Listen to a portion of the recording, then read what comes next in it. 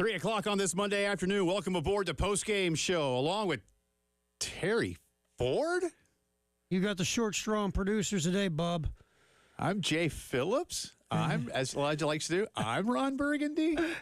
Elijah Campbell enjoying a couple of days off, and we'll get him back in here later in the week. So, no, I don't think It's like the old I days, did man. not draw the short straw. It's nice to. It's like the old days. Yeah. I mean, we did a show together for quite some time, and now I see you like twice a week, coming in and out of here.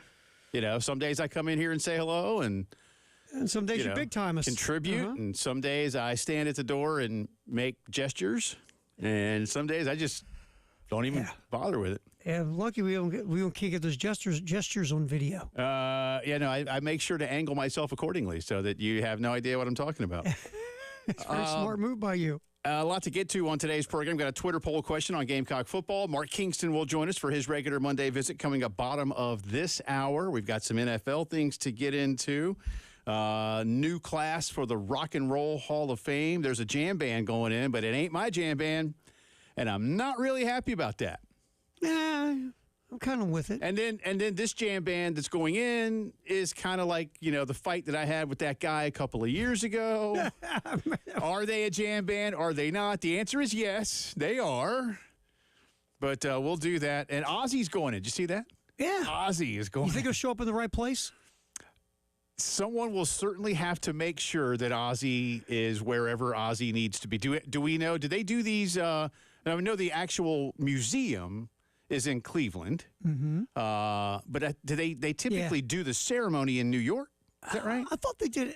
You might be right. Maybe they dance around. I don't know. Maybe it's going to be in L.A. I don't know. I'm getting confused. I thought they did it in Cleveland.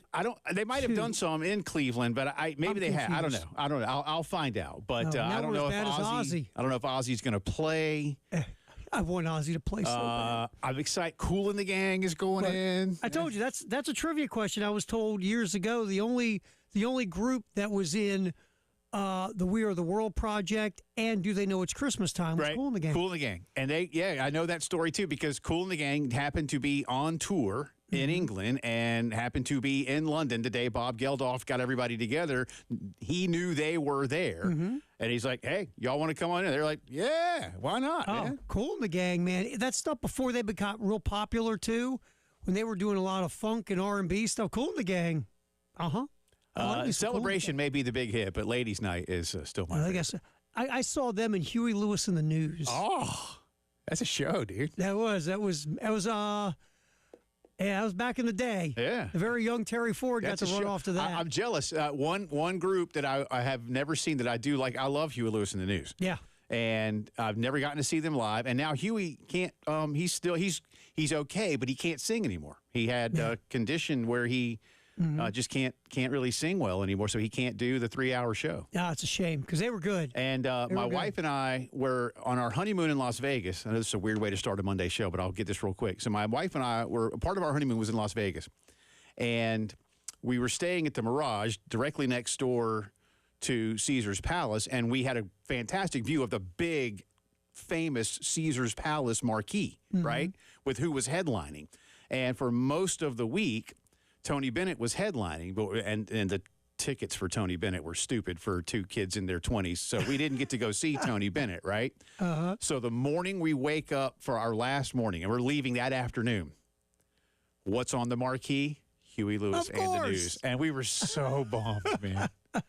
So they were getting ready to start like a week and a half run at Caesars, and we didn't get to go. See, yeah, Huey Lewis, it was a really good show because Kool and the Gang was excellent too. It was a fantastic show. Yeah.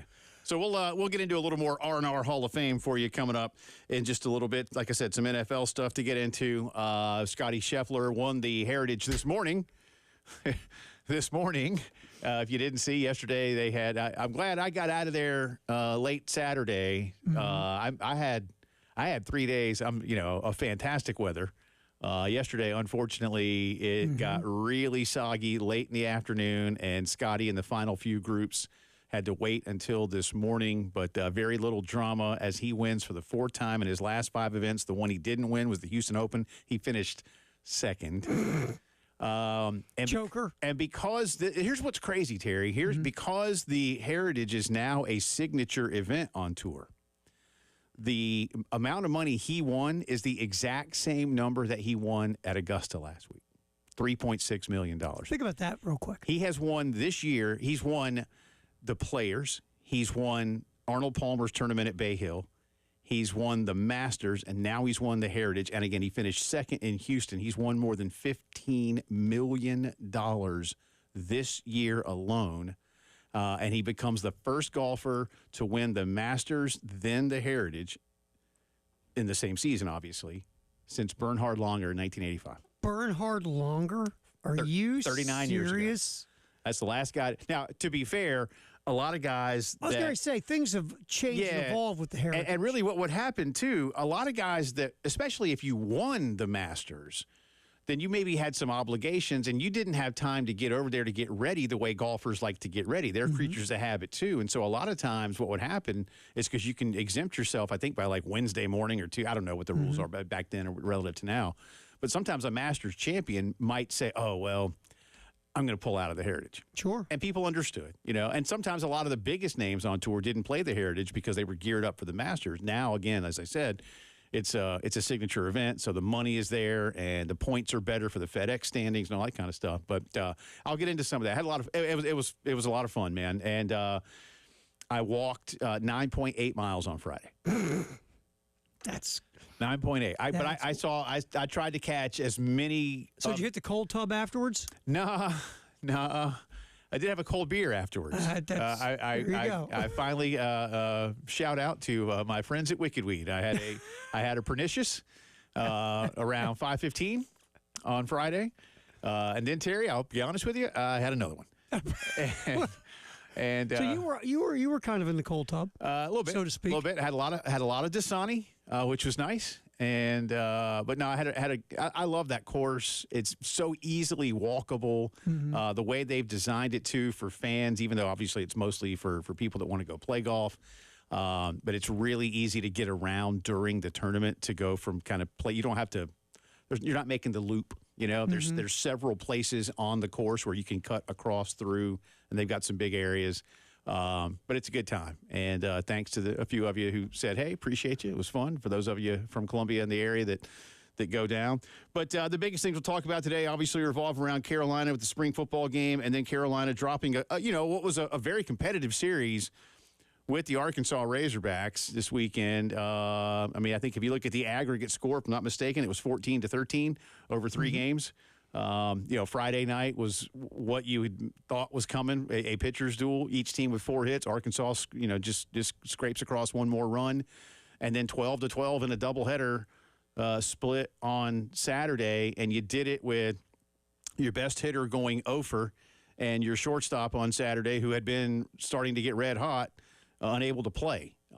I'd like to know what would have happened if Ethan Petrie could have gone, say, instead of 0 for 12 on the weekend, 3 for 12 on the weekend. And if Will Tippett had continued his hot play. But those are the things that work against you. It's sports. It happens. It's not an excuse. And Ellis had the error that led to the unearned runs. Yeah, because like Mark said, SU didn't really – I think he gave up the 1 earned run through 6, but the error – and, you feel badly for Lee. He wasn't really expecting to be part of what was going on. But, again, it happens. Can't make anything up excuse-wise. You didn't win the series, but South Carolina remains in the top 15 in the RPI. They're still ranked, if that matters to you. They're 27-12. They're 9-9. They're in fine shape, certainly for the NCAA tournament. I wouldn't say they're in fine shape as we speak to host. Right. They're certainly it's certainly possible with 12 games plus the conference tournament. Kentucky showed, a little vulnerability this weekend against Tennessee. You can find some ways, perhaps, and maybe we'll see. I'm not predicting this, mind you, but is Kentucky slowing just a little relative to their hot start? The latest results would say that they certainly aren't playing up to what they had been when they were 14-1 in conference play or something. Yes. I think they've got 5 conference losses now or something like that. I can't remember. Maybe not that, but I'll go back and double check. Tennessee's smoking hot, too. But Carolina's got Kentucky here No midweek game. Exams at Carolina. Finals are this week, so no midweek game for Carolina baseball. And then you go to Missouri, who I don't know what you're going to get when you go to Missouri. They swept Florida in Como. The Gamecocks certainly need to avoid that. But one of the things Elijah and I talked about when you go back and look at this most recent stretch of games for South Carolina, you know, I know I never mean it to sound defeatist, but considering that you were going to play the two first-place teams in each division at home this week, you know, in a week's time is what I mean, you know, you need to split at worst. Well, now you've gone 1-2. So I'm not saying I don't call it must-win, Terry, but I do feel it's really close to that. When you are at home, you need to take that series, considering what you did with Florida. I even said in those 9, you need to go 5-4. Well, right now you're 3-3. The one that was going to drive you crazy, and probably Coach didn't sleep Friday night, you're going up against one of the two best pitchers in college baseball. It's a 2-1 game. They scored on a wild pitch and a sacrifice fly. Your starter had to go out because his thumb all of a sudden lost feeling in his thumb or whatever. Man, you could have stole that one. Just a little bit of offense in some way, shape, or form, and you could have stole that thing. Especially once you got into the bullpen and you couldn't scratch a run across, even to tie it or take yourself in a position to get a win. And then the other two games you split. But you were right there Friday night against one of the best pitchers in college baseball. Is going to be a top 10 pick in the MLB draft, and you lose that game 2-1. I wonder, too, you know, we'll talk to Mark about this coming up in about 20 minutes. You know, when you look at how good Arkansas pitching is and what their ERA numbers look like, what's the confidence level? Does it go up despite losing the series? I'm not at all. I mean, I hate to say it, but I'm not surprised they lost Friday night. Oh no, not to Smith. He's that good.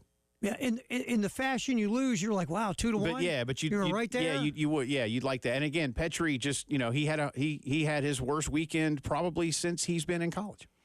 You know what? That's one of those that you're going to have one of those at some point. Yeah. And unfortunately, Petrie had it in the Arkansas series. And one thing I want to ask Mark too is, do they feel like there was something Arkansas saw in being able to work around Petrie and get him out? Or did he just, you know, again, like we all have in life, just not have it for a couple of days? You know, it'll be something to look at. But we'll talk to Mark coming up in a bit. We got lots of comments from Shane Beamer and several Gamecock football players. More going on around the Southeastern Conference transfer portal, and we got a lot to talk about as well with Gamecock basketball news. But I'll come back on the other side with a Gamecock spring football poll question, and we'll talk about what happened on Saturday night at Williams-Brice. You are listening to the Postgame Show.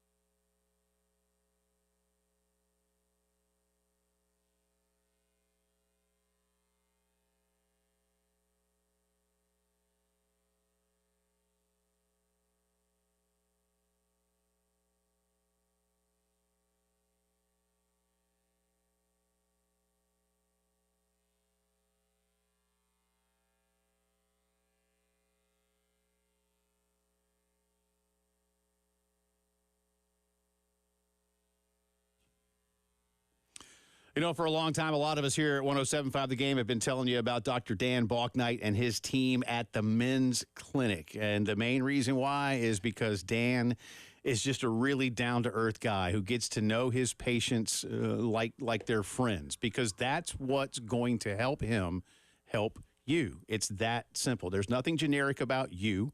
So why settle for somebody who's going to say, here, take this magic pill, you'll feel better. At the Men's Clinic, they are experts in men's health. Dan sits down with you. His team sits down with you. They ask about daily habits. They ask about what your life is like. They ask you about what you're feeling and not feeling. You want to feel the way you used to.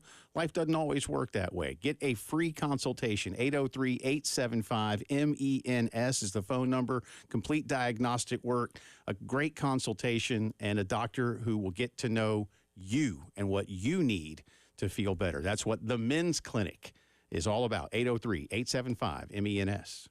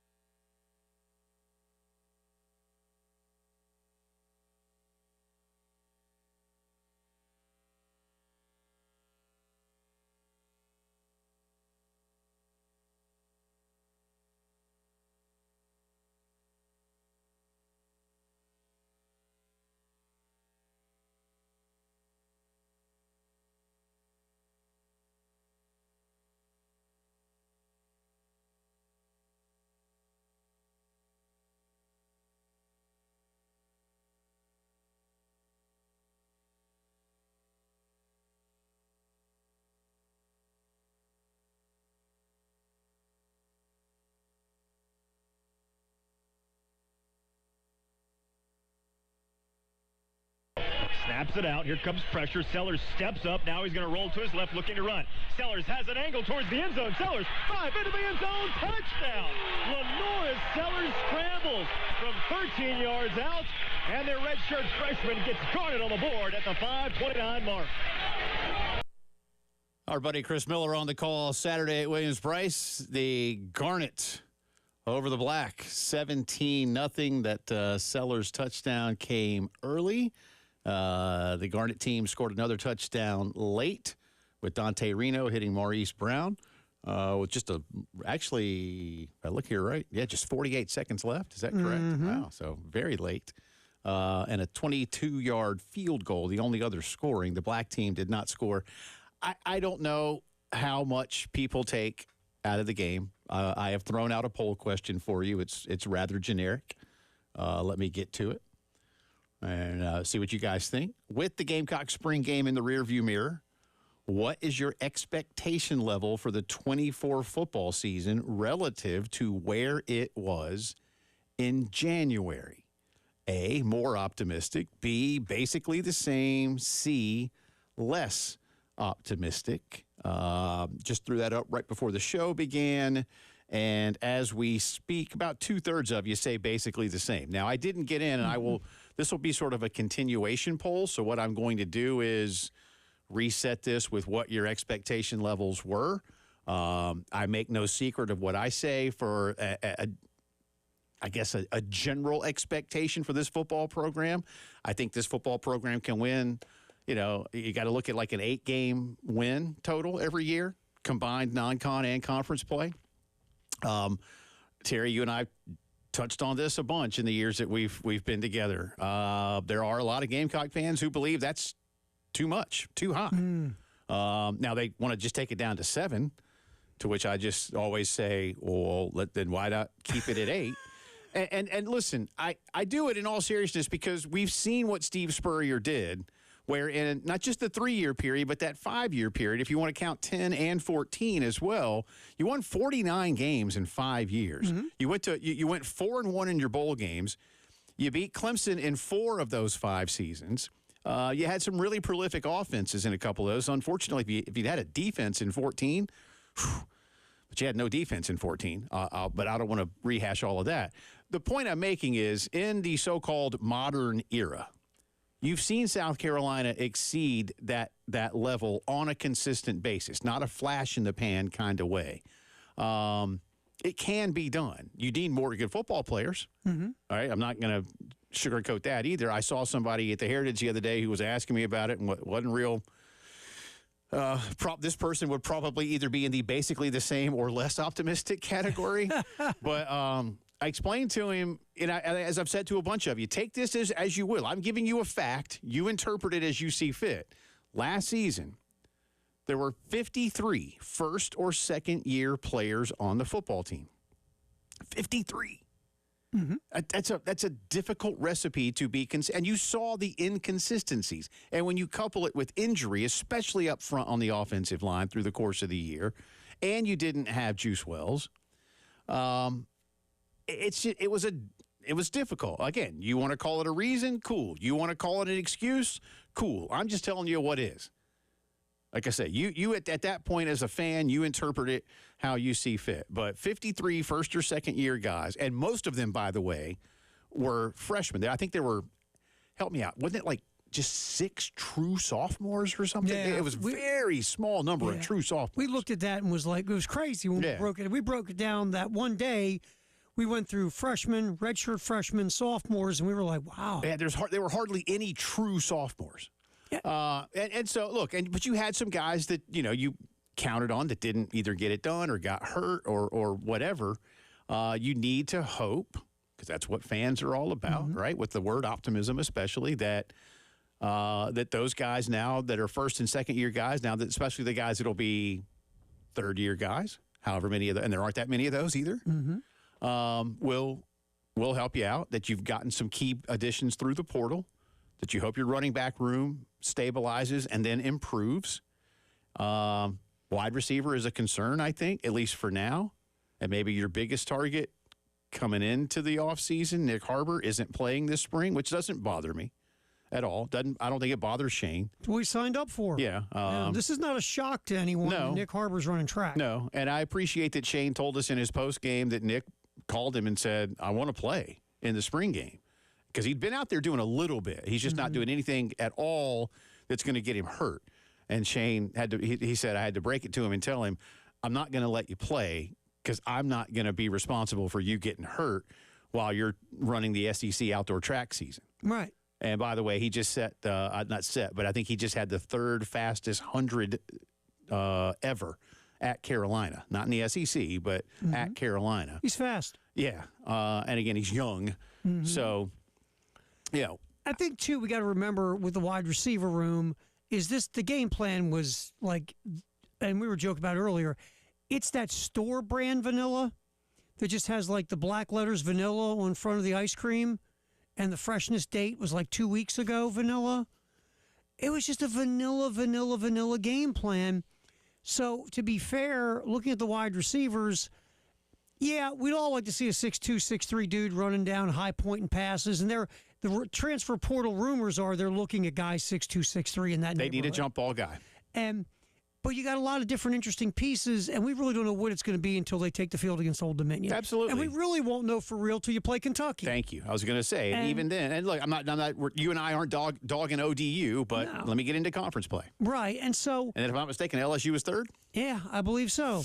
And so the wide receivers, there's some interesting fellas there, but watching the game on Saturday, you can't walk away going, "Oh, I'm really worried about the wide receivers." I just think you got a bunch of pieces that we didn't see what their master plan is, if that makes any sense. Yeah, and I wouldn't expect. And look, too, this is why I come back around, and I've been this way. Honestly, I don't know. I want to say the whole time, not just as a professional. I just don't take much from a spring game. You can't. I mean, and when you have whether it's a draft or however they might pair teams up. You are splitting your own squad. So, I mean, would it be better if you had the A team and the B team? Maybe, because at least then you would see the level of continuity for your offensive line or your receiving core or whatever. Maybe it would. I don't know. But there were a lot of procedure penalties on Saturday night. Well, maybe some of that's because those dudes really aren't very used to playing with one another. So I wouldn't go, oh, God, we're going to be getting, a procedure call every eighth snap all season long or something like that. I don't think that's going to happen. This is why I come back around, and I won't bang the drum too hard or too long. I wish there were an exhibition game. I wish that this is when you played Furman or whomever at this point. Even bring I mean, I know I pick on Charleston Southern a lot, but only because, again, a bad Carolina football team 4 or 5 years ago beat that team by 62 points. And they don't belong on the regular season schedule. Talk about not learning much. But maybe in the spring, you could at least see your team in its first unit, second unit, third unit, go out there and execute the playbook. You don't want to give too much away for your opponents to chew on all summer long because Lord knows that's all coaches do in this level of football is watch film and find every single tiny little nook and cranny they can get into to try to beat the opponent. That's what sports is all about. So, and I didn't find out until yesterday. I actually saw a friend at the grocery store, and they were like, "Yeah, how about all that complaining about the play calling?" I was like, I missed it. What happened? They're like, "Oh yeah, there were people complaining on Twitter during the game about play calling." I was like, "Oh golly!" It's like the offensive line. They split the offensive line up. You understand? The offensive line was a draft. And you got a quarterback. Offensive line. You got a quarterback who knows the system but doesn't play much. You got another quarterback who has been in college but doesn't know the system very well. You got another quarterback who transferred from another place who doesn't know the system as well. And then you got a true freshman quarterback who just got out of high school in December. Again, not excuses, not what it's just, it's reality. And how about all the different wide receivers coming in from the transfer portal? That's why I said maybe Carolina would have been better off doing the Lane Kiffin thing. I don't know.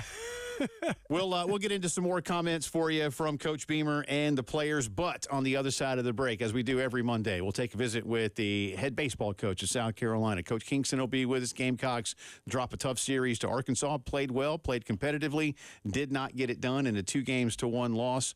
We'll talk with Mark about where the team is with 12 games to go in conference play. This is the Postgame Show.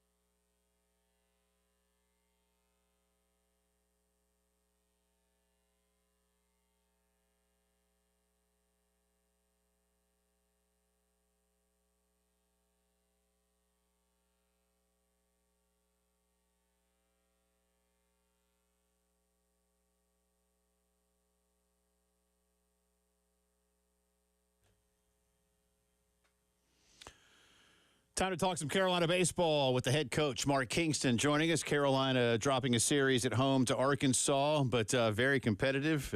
Aggregate scoring, 14-13 for the Hogs, 12-12 in a doubleheader split on Saturday.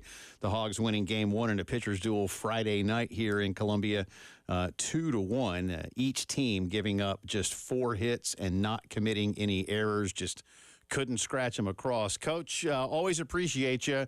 Heard your post game after the doubleheader on Saturday. I know there's things to be encouraged about and things to be frustrated by. You want to win the series, and that didn't happen. So there's number one. But considering how good Arkansas is, what do you take from this positively, and what do you know still has to get corrected?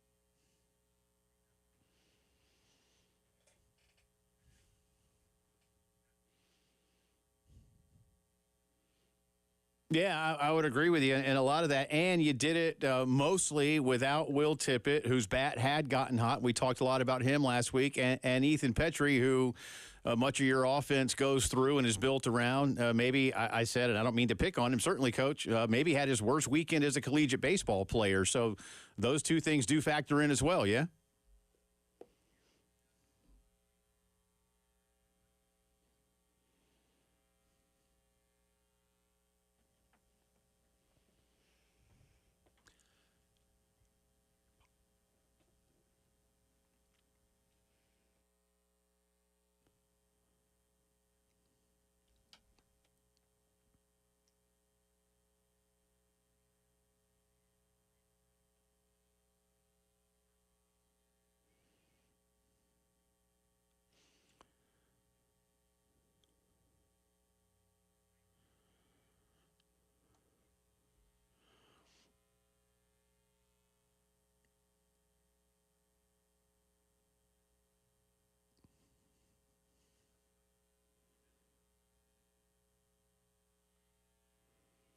Yeah, and as you mentioned, I think your ball club has played, if I'm not mistaken, 21 quad one games. That's amongst the very best in the country. I think Wake Forest has 20, and there's a couple right around you, but that's a bunch.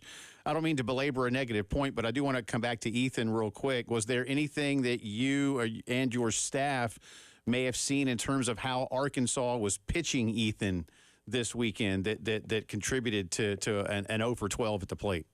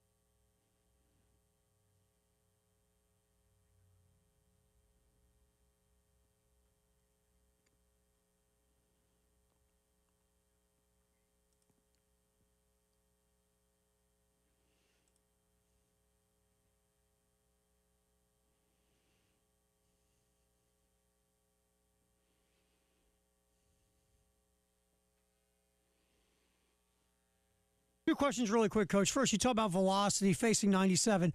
Hardest thrower you ever faced? Yes.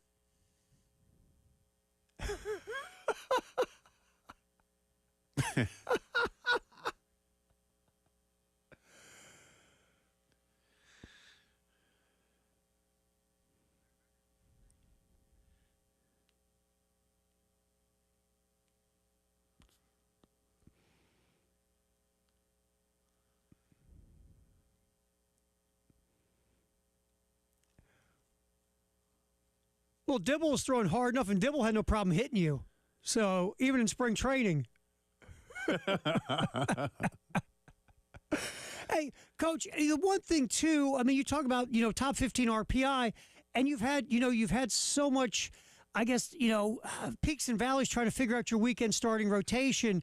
Coming out of the Arkansas series, do you get a better gauge of maybe which way you can go with the weekend now?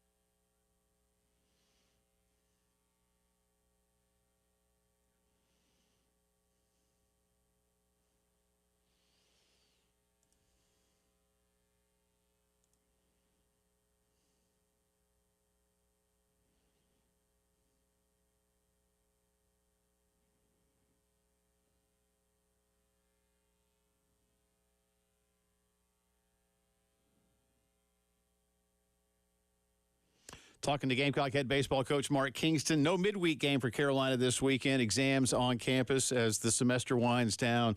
The Kentucky Wildcats will be in town this weekend for a Friday through Sunday set.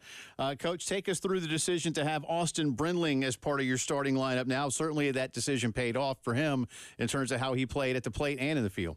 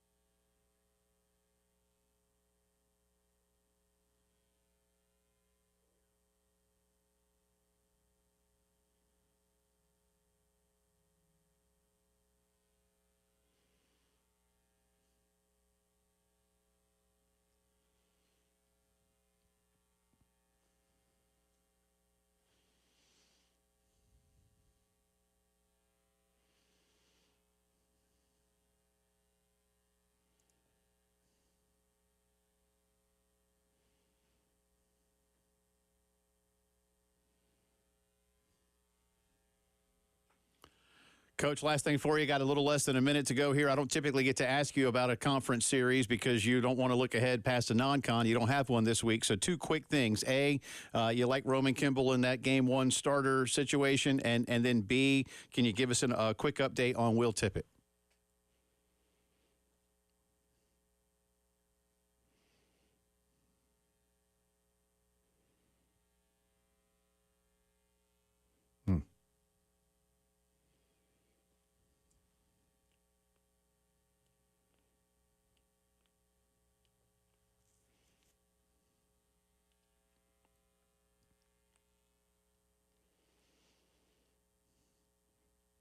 Yeah, yes, sir.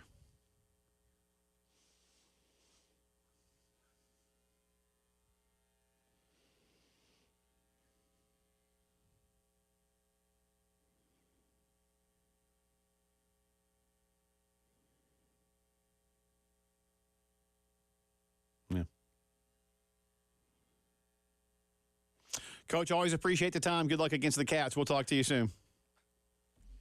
You bet. That is Gamecock head baseball coach Mark Kingston. Follow up with some of what he had to say and give you the latest rankings and RPI on baseball when the postgame show continues.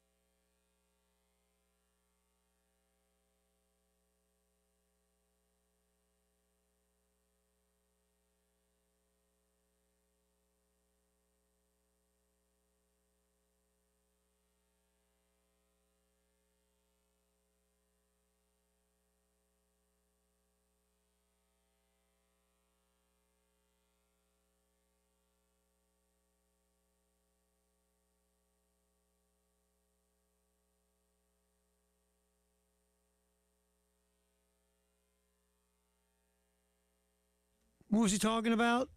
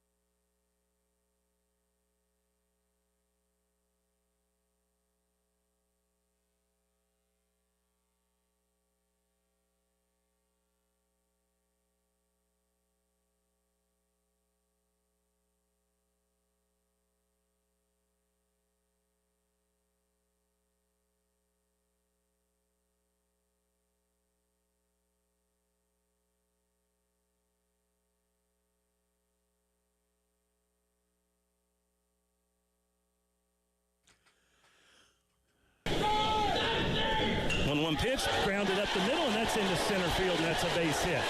1 run home, make it 2 runs home as Kennedy Jones jogs across the diamond.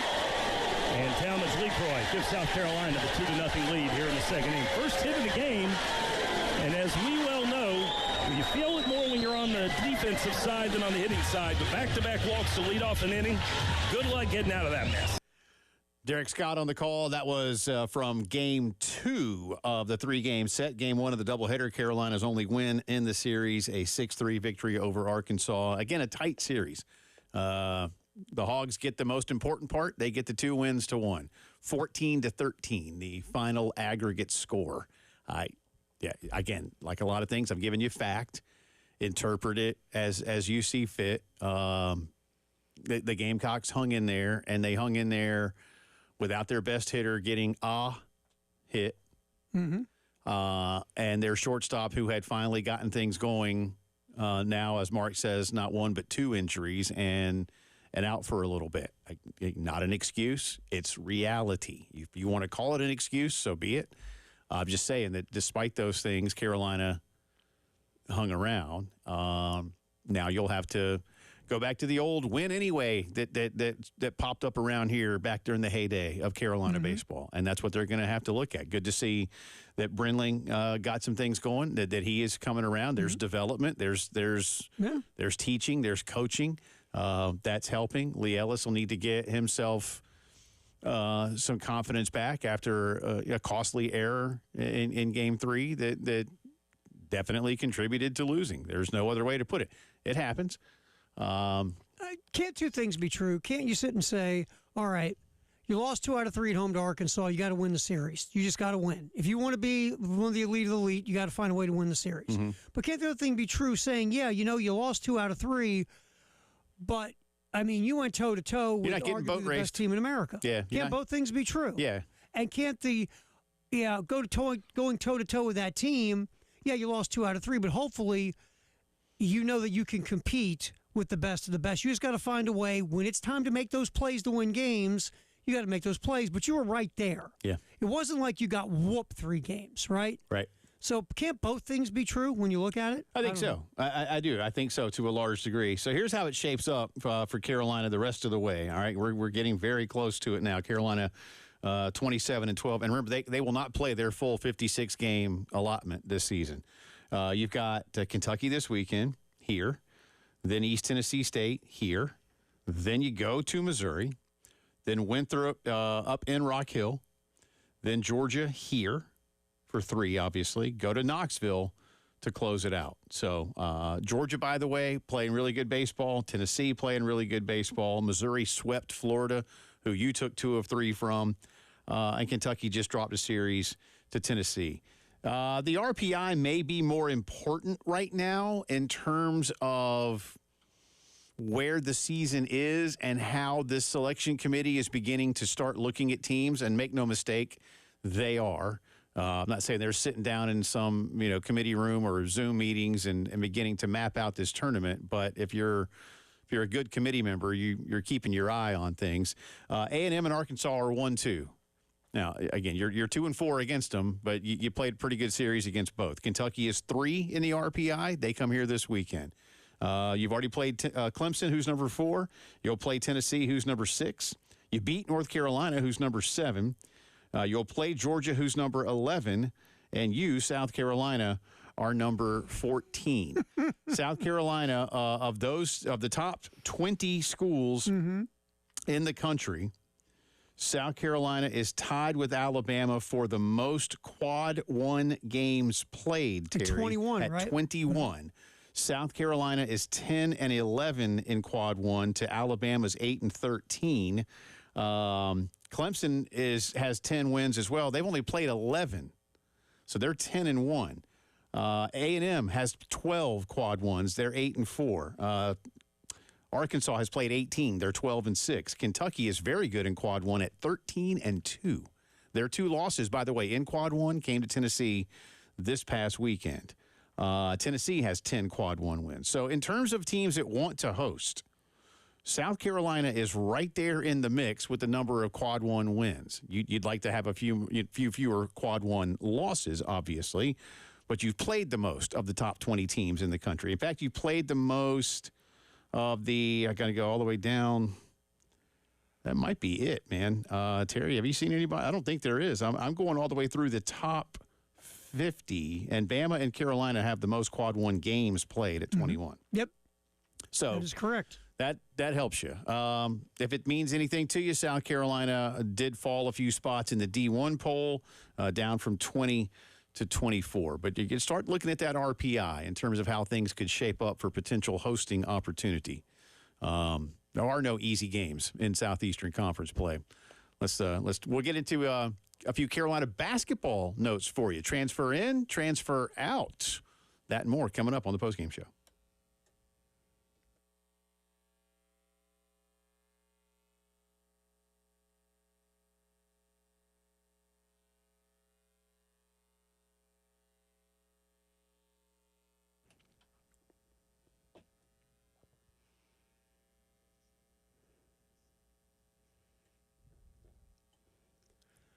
A couple very cool things we have going on here at the game. First of all, Jay Phillips, you know how much money you can win now in the Palmetto Citizens Federal Credit Union Grand Slam giveaway?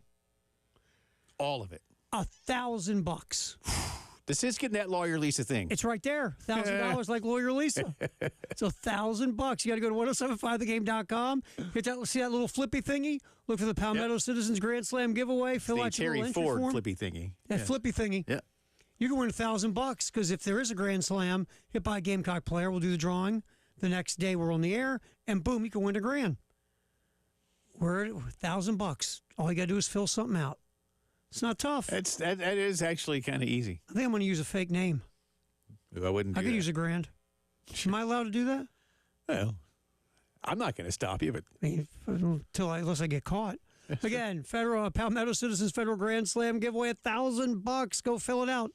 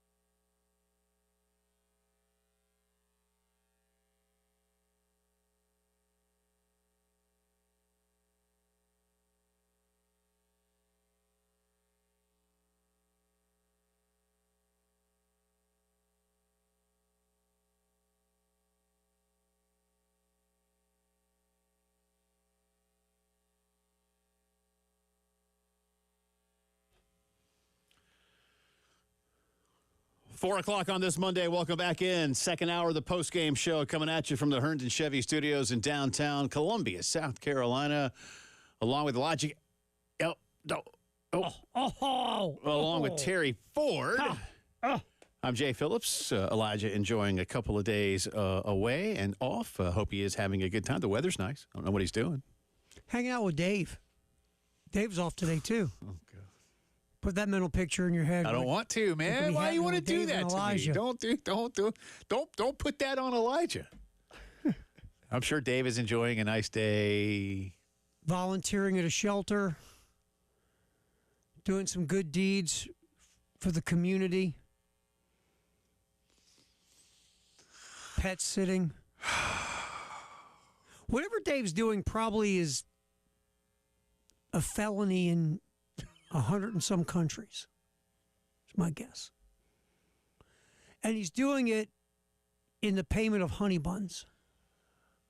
It's probably not a felony. Misdemeanor? I don't want to put a felony on him. We've always said, I don't want to, Terry. I don't want to. When Dave drives away, we don't want to know.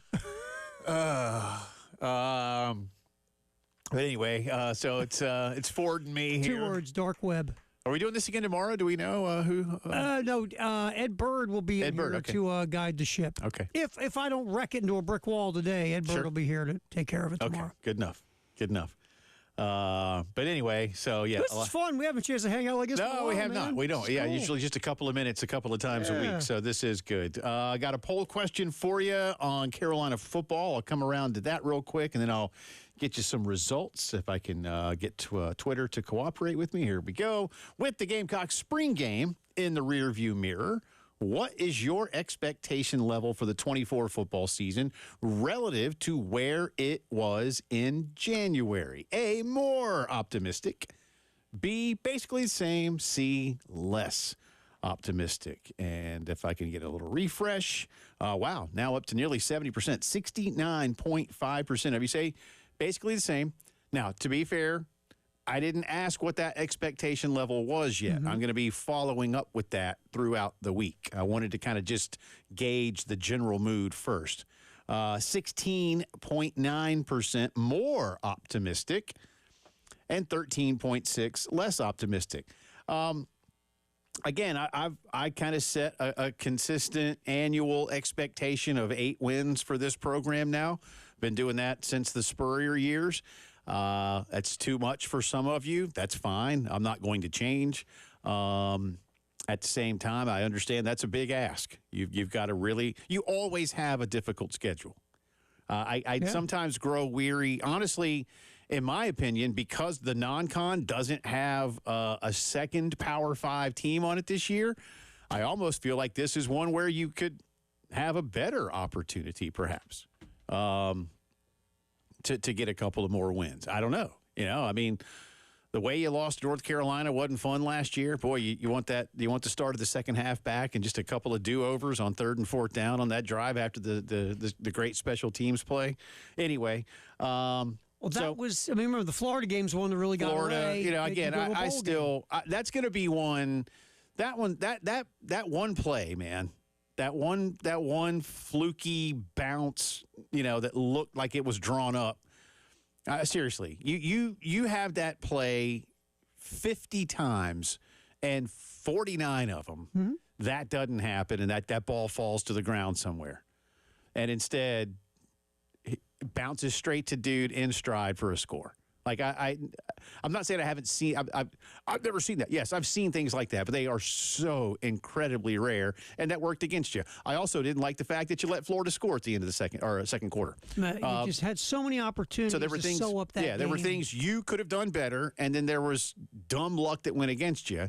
But anyway, look. Well, Clemson, you lose to Clemson not giving up an offensive touchdown. Yeah. I mean, it was that kind of a year where those were games like that, and you're going – I mean, look, Missouri outplayed you, but how many field goals did you kick in the Missouri game instead of being able to score touchdowns? Yeah. It was just that kind of a year where when you need – we talked about baseball earlier. When you need to make that play last year, you just couldn't get over the hump in moments of games you lost. Yeah. And you go 5-7. Yeah. So look, there should always be a level that a team is held to, in my opinion. And in this case, like I say, for Carolina football, I don't believe, as somebody who's covered this program most of his life and over half of my life professionally, I don't think it's unrealistic to think that what Carolina has going for it now in terms of resources and past experience makes 8-4 an unrealistic expectation. I mean, if you're shooting for just a bowl anymore, sorry, I can't get behind that. Again? Yeah, that's one of your things, right? Industry term. And so then we start to haggle over either 7-5 or 8-4. Well, I'm shooting for the better. And I'd like to think there, I got into it, but a couple of years ago, I said, listen, if South Carolina could be thought of nationally the way Iowa is thought of, and I don't mean with like an offense that scores 4 points a game, but just in terms of, look, Iowa won 10 games last year, Terry, and they couldn't score. Exactly. They gave them 14 points for touchdowns. And they won 10 games, man. And, if South Carolina could get to that level, and Iowa is not. Listen, there are going to always be at least 3 programs in the Big Ten that will be seen as better than Iowa. Always will be 3. In some years, Iowa may be better than them. Those 3, by the way, of course, Ohio State, Michigan, and Penn State. Now Oregon is coming in. Now Southern California is coming in. Mm-hmm. Same thing with South Carolina. Now Texas is coming in. Now Oklahoma is coming in. You're going to go to Norman later this year. Georgia rolls off, which kind of stinks in my opinion. Tennessee rolls off. Florida rolls off. But LSU rolls back on. And you're getting got Alabama. Yep.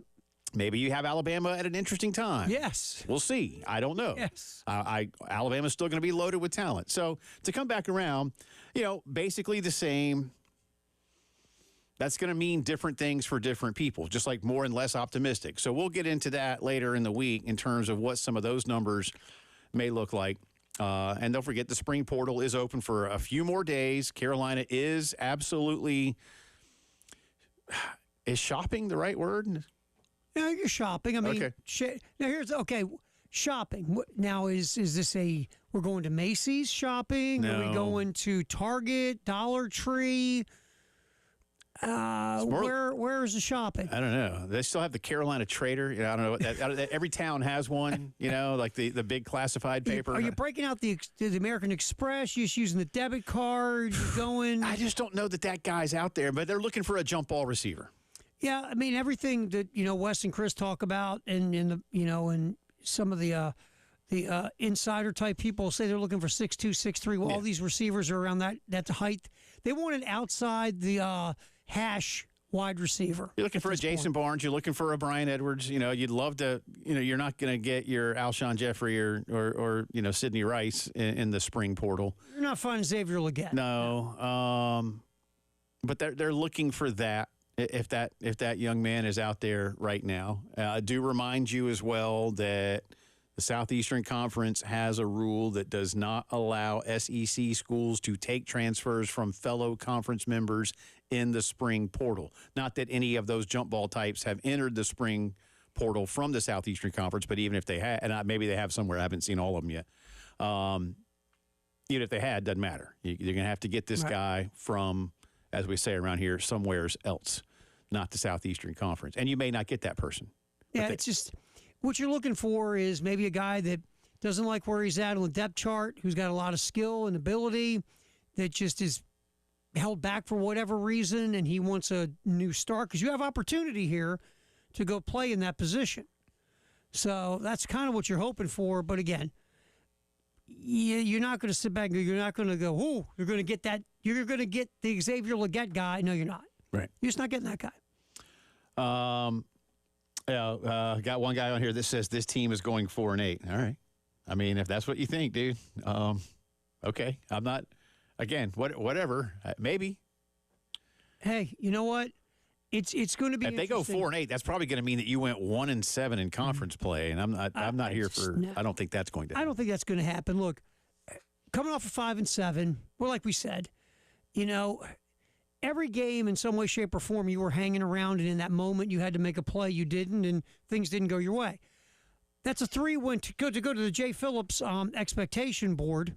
You need 3 wins from last year. You got to upgrade yourself to an 8-4 football team. Now, we look at everybody's schedule stinks. It's tough. It's a bear, all that stuff. We know that. You brought a lot of depth in on both sides of the ball, right? Yep. You got to fix an offensive line. You want to get more pass rush. You got to find a corner. Just get better overall defense on all 3 levels. And then on offense, you got a starting quarterback who started as many games as you and me, but he's got a ton of ability. Yep. It's going to be interesting to see how this whole thing shakes itself out, because it's like teetering, and I don't think they go 4-8, but it's teetering on that line of, if a couple things go the way you hope, you could see 8-4, but yeah. I don't see a disaster of 4-8 or something like that, though. I really don't. Look, you obviously need to beat Old Dominion and Akron in your 2 non-con games early. Duh. You need to split Kentucky and LSU. I don't, going to be easier, I guess, air quoting that word, to win at Kentucky than to beat LSU here, probably. Yeah, feels like it. Then you have a week off after Akron to get ready for Mississippi here.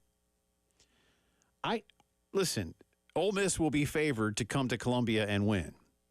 By the way, Lane Kiffin just picked up Henry Parrish, a pretty good running back from Miami, in the portal. So there's one more. I mean, Ole Miss is killing it in the portal. But, I think that can be a winnable game. I mean, I'm not here to go, oh, gosh, Ole Miss is some kind of juggernaut, nor am I saying, oh, South Carolina will be favored. Oh, that's a gimme. No. But I've seen it. I've seen that movie before in a good way for Carolina fans. When Ole Miss came in, remember Jevin Sneed and those guys on the cover of Sports Illustrated, Terry, 09, came to Columbia on a Thursday night game. And South Carolina flat out beat them. Just beat them. Can you do that? We'll see. Then you go to Bama. Then you go to Oklahoma. That is, I don't know in my life if I have ever seen 2 games in a row on the road that are more mentally daunting, at least, than South Carolina having to go to Alabama and then follow it up, because they've never, if my memory is correct, they've never been to Norman, Oklahoma to play a game. Now, okay, here's your glass half full. Who's the head coach at Alabama? DeBoer, yeah, sorry. Caitlin Jenner, Kalen DeBoer, wherever you want to go. Yeah. Oh, Kalen DeBoer. Now, again, Kalen DeBoer went to the college football playoff last year, played for the national championship. Yep. But everybody's saying this, yeah, but Nick's not there anymore. Nick's not there anymore. Now, don't get me wrong. I think Kalen DeBoer's a heck of a head coach. By the way, if he wins 1 national title in 5 years, they look at him in Tuscaloosa and go, so? Oklahoma. I hope not, but yeah. Oklahoma last year won double-digit games. They won Everybody 10 looked games. at it like a disappointment. They won right? 10 games because they're supposed to win 10 games. And Jackson they're supposed to win 11 or 12. Yeah, they should be fighting for the college football playoff, and Jackson Arnold's going to be the quarterback. So kind of an unknown quantity. So there's your glass half full. You're welcome. Yeah. You're not going with that. You just kind of breeze right on by it. No, I mean, I just those I'm gonna. They're tough. They're tough trips. A&M comes to Columbia. You go to Vanderbilt. You got Missouri here. Then you got Wofford in Columbia, and you go to Clemson. Are there 8 wins in there? That's going to be hard. But you know 4. Come on, I can see better than that. But you do have to get back to a bowl game. There's no doubt about that. We'll come back around with some more Shane Beamer comments for you in just a little bit. But on the other side of the break, we will get into that Gamecock basketball news. 1 in, 1 out. We'll weigh the pros and cons of that position when the postgame show continues.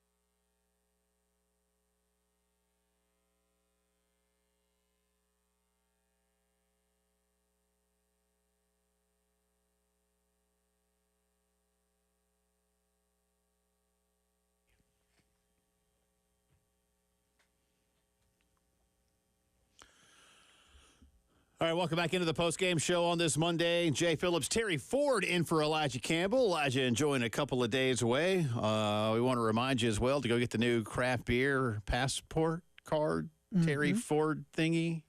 Yeah. Clicky thingy. Clicky thingy. Sweet deals. $79. You go on our little website at 1075thegame.com. Oh, it's a big website. Yeah, it's ginormous. Yeah. Find that little sweet deals thingy, and you click on that thingy. Get yourself a craft beer card. 12 locations, $30 a brewery at 12 times 30. You want to do it on your phone? Right, carry the one. $360. You only have to pay $79 for it. Get out. How many times have I lied to you? Next question. Yes, 1075thegame.com. Click on Sweet Deals. Get yourself a craft beer passport from the game. Good luck. And, have one for us. Or just bring us one. That would be nice. You could travel with those, right? If you have a craft beer passport, you can get away with transporting beer to us. Yeah, well, you can travel with beer so long as it is not an open container.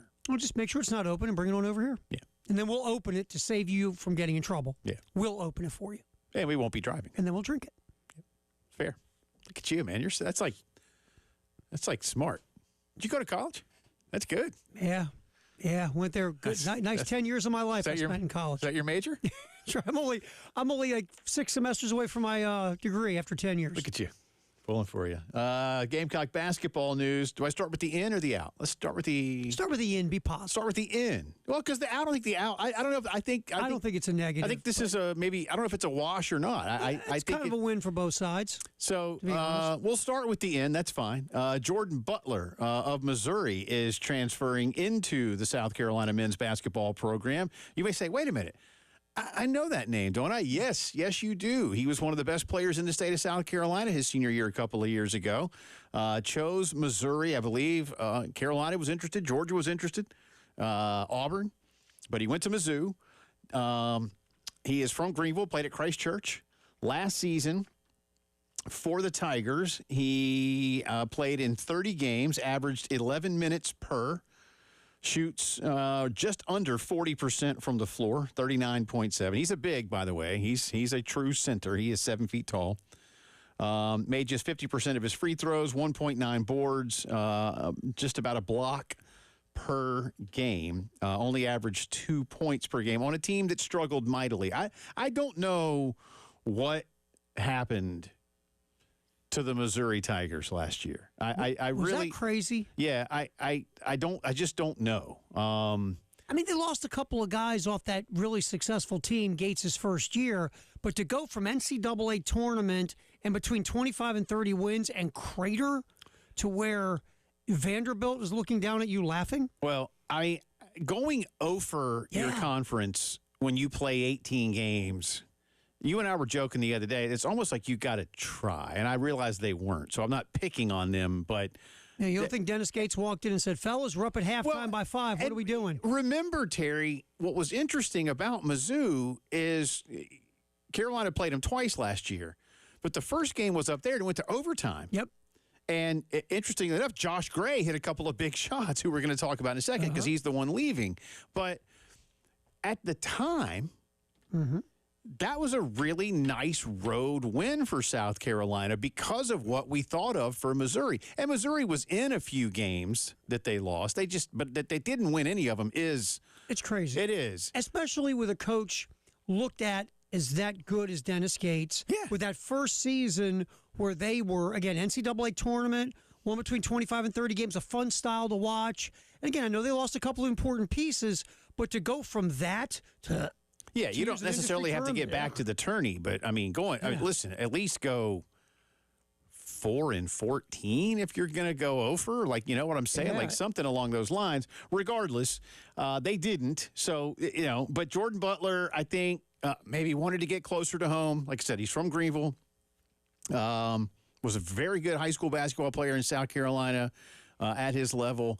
A lot of schools wanted him, and now here's a chance to come, I think, and develop over time relative to be some type of stopgap, because we were talking about that. You knew South Carolina was going to be in the mix for a big. What kind of big, we weren't really sure. And I think they still have room for one more, but you also know that they're looking for a point guard, and I'll get to that story in just a second too. But Jordan Butler, again, coming in, so there's another South Carolina kid as well that'll be part of the team leaving Missouri. And the thing of Butler, if you go on the internet and look up his stats, you're going to go, seriously? Yeah, right. But here's the thing.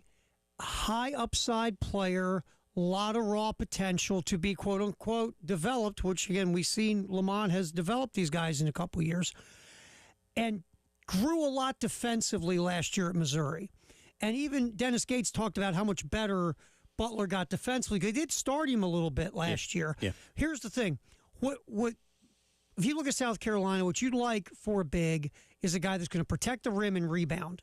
And when you get it to him occasionally to try to put the ball in the bucket, he can do it. But to me, rim protecting and rebounding is more important than how many points you score per game when you go out and get a big man for South Carolina. And somebody, Terry, in my opinion at least anyway, that's going to be able to get, because the so-called rim protector I think that Carolina had last season was Josh Gray, who played 10 minutes a game. I was not knocking B.J. Mack, but B.J.'s game was not as strong defensively. His game was centered around how well he played offensively. Right. So I'm with you on that one.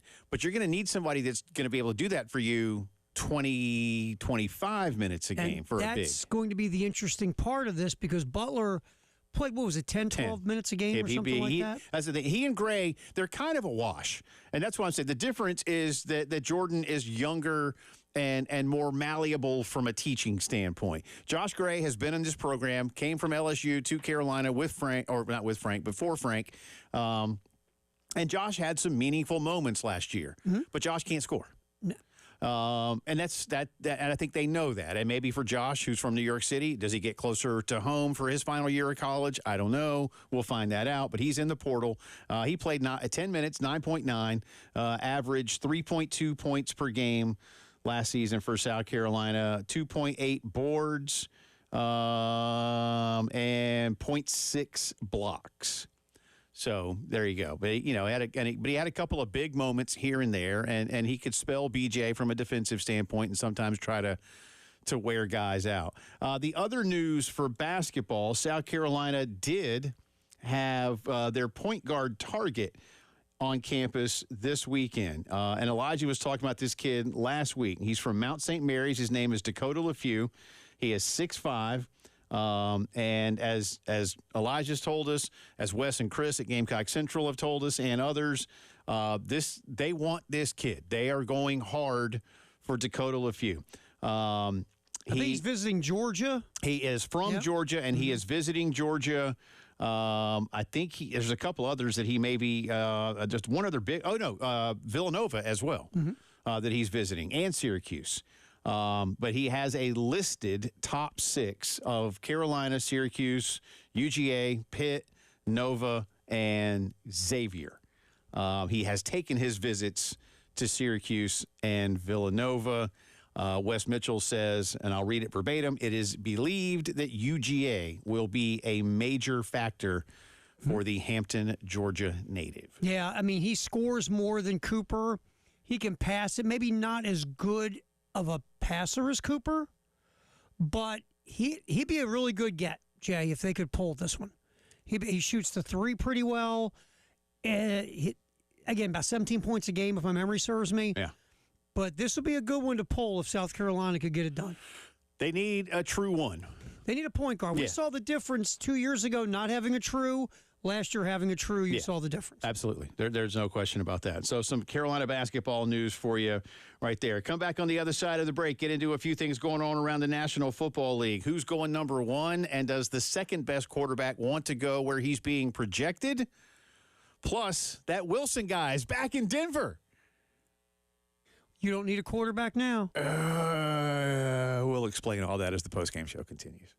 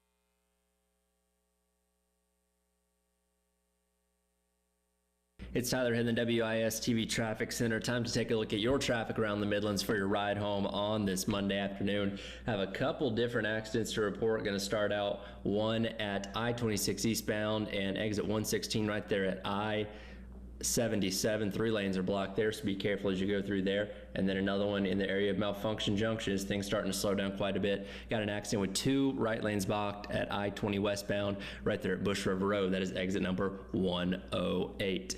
Let's look at your traffic around the Midlands for your ride home this afternoon. Be safe and have a great day. WIS TV Weather Center, I always wanted to say that. 41 degrees your low tonight. Tomorrow, 80 degrees. Very sunny. Right now, 63 degrees on the post-game show. Is that what this is called? On the game?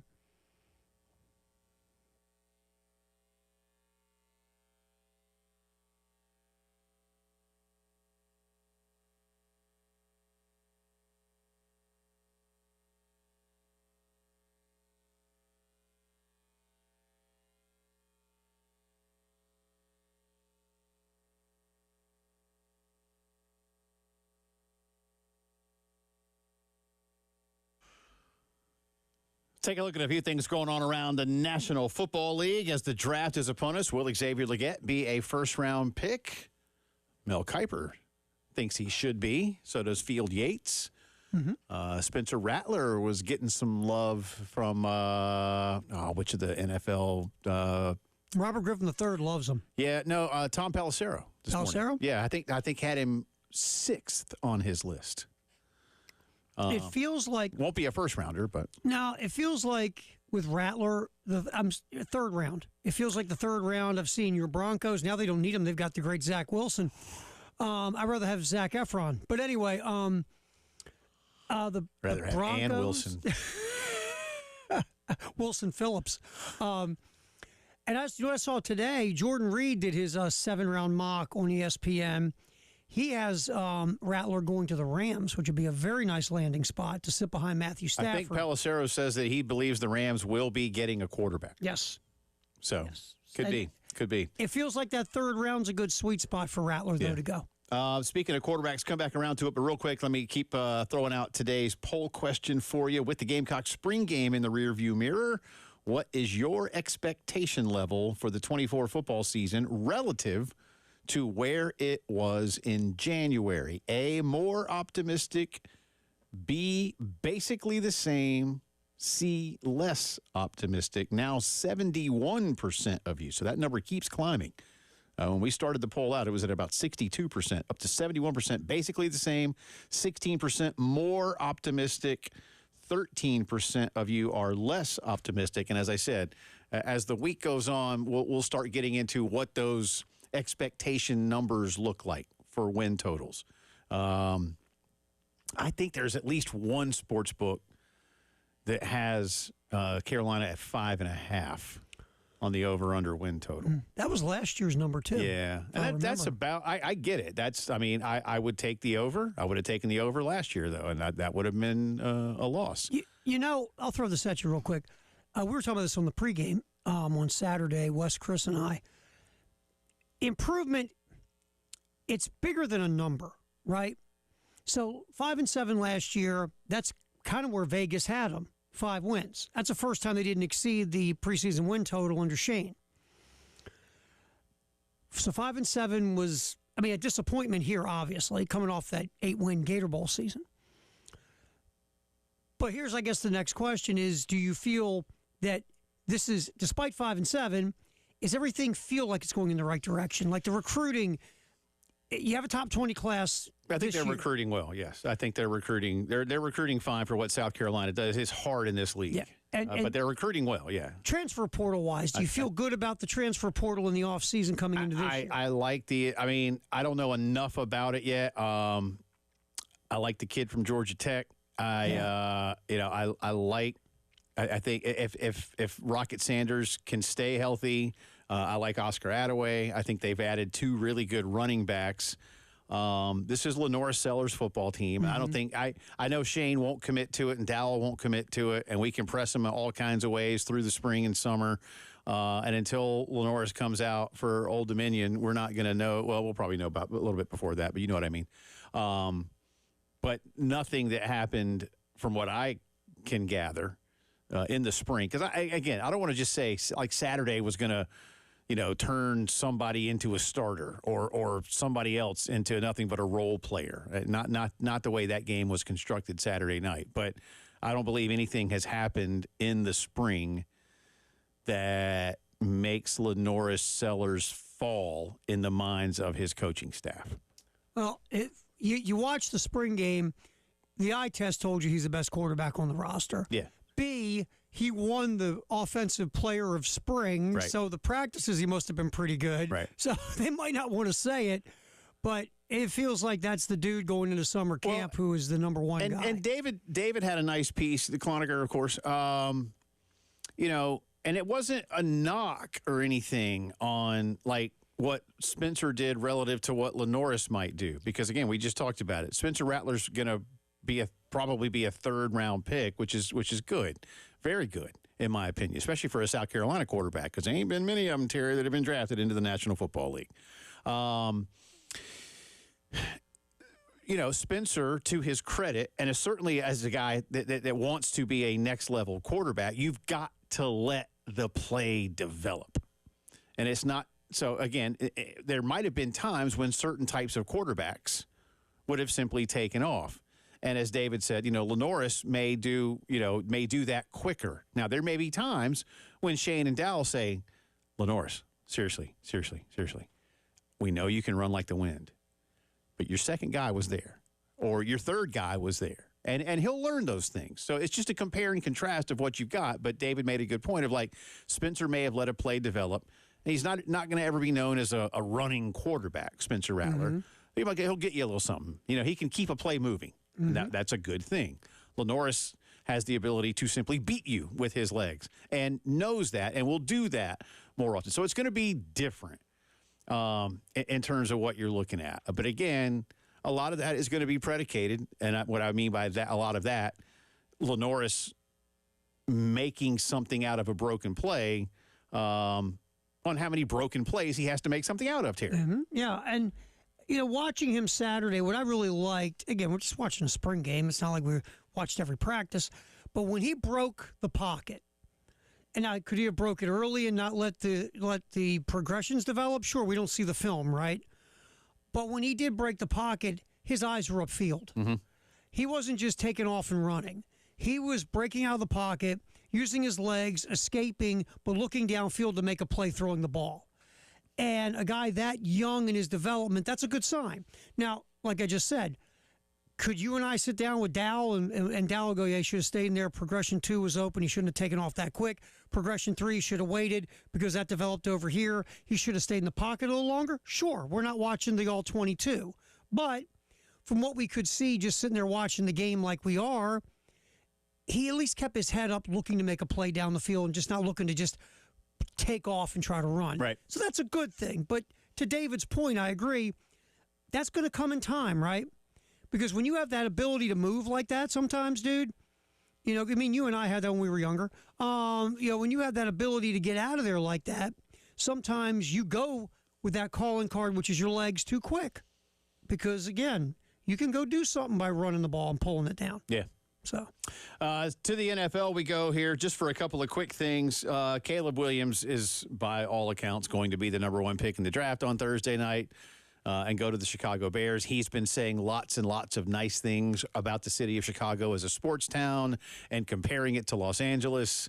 That's when I think Chicago, I think Los Angeles. Well, I know. Again, contrasting it perhaps is the better way to say that to Los Angeles. Or there's so many teams, he said, and so many things. What we all say about L.A. There's a lot to do in L.A. Mm-hmm. He's like, in Chicago, they love their sports. So he's going to cold. It's going to be very cold. Nobody in December.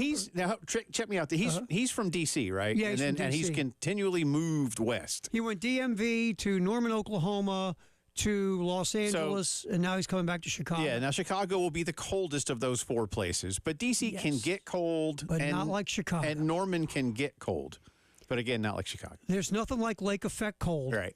And that's why, again, Chicago is such a great sports town, and it is. But look, let's be real.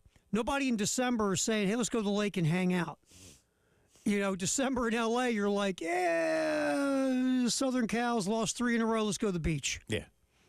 Well, it's always 75 degrees in Los Angeles. And by the way, wait till Caleb Williams lines up Soldier Field mid-December. That's okay. They have those things that you can put, they sew in the pocket, and then they have those hand warmer things. Yeah. He'll be fine. Oh, yeah. Absolutely. Yeah, he'll be fine. He'll be fine. They have the big warmers you can put your butt on the sideline. Yeah. He'll be fine. Those have warmers on the field, too, in Chicago like that. They probably do have that on you, like Lambeau has. Yeah. Somebody will just come fan him in reverse. Anyway, there's also pretty strong rumors that Jaden Daniels does not want to get drafted by the Washington Commanders, Terry. Now, I would wholeheartedly support that feeling were Dan Snyder's still there. But with the new ownership group, Josh Harris and that group that owns the Sixers, and you've seen them turn that franchise around, shouldn't there be a little more optimism there? Apparently he wants to be a Raider. Oh, because that one's so much more functional than the crew in D.C. Right now, I picked the crew in D.C. with Josh Harris. Adam Peters came from San Francisco to be the GM. I'd pick them over Lloyd Christmas any day. Who, Dan Quinn coaching the Washington team now? Yeah. And you want to go to the Raiders? Apparently he likes Coach Pierce and knew him at Arizona State or something. Yeah, because Pierce was on Herm Edwards' staff for a bit. But then I thought, you left Arizona State. Yeah, and, look, Antonio Pierce, God love him. He did a nice job as the interim head coach. So shall we look at the history of the Raiders since Junior took over with the bowl cut? It's not good. Not good. Again, I'd rather go with the guy in D.C. I would, too. More NFL stuff for you as the postgame show continues.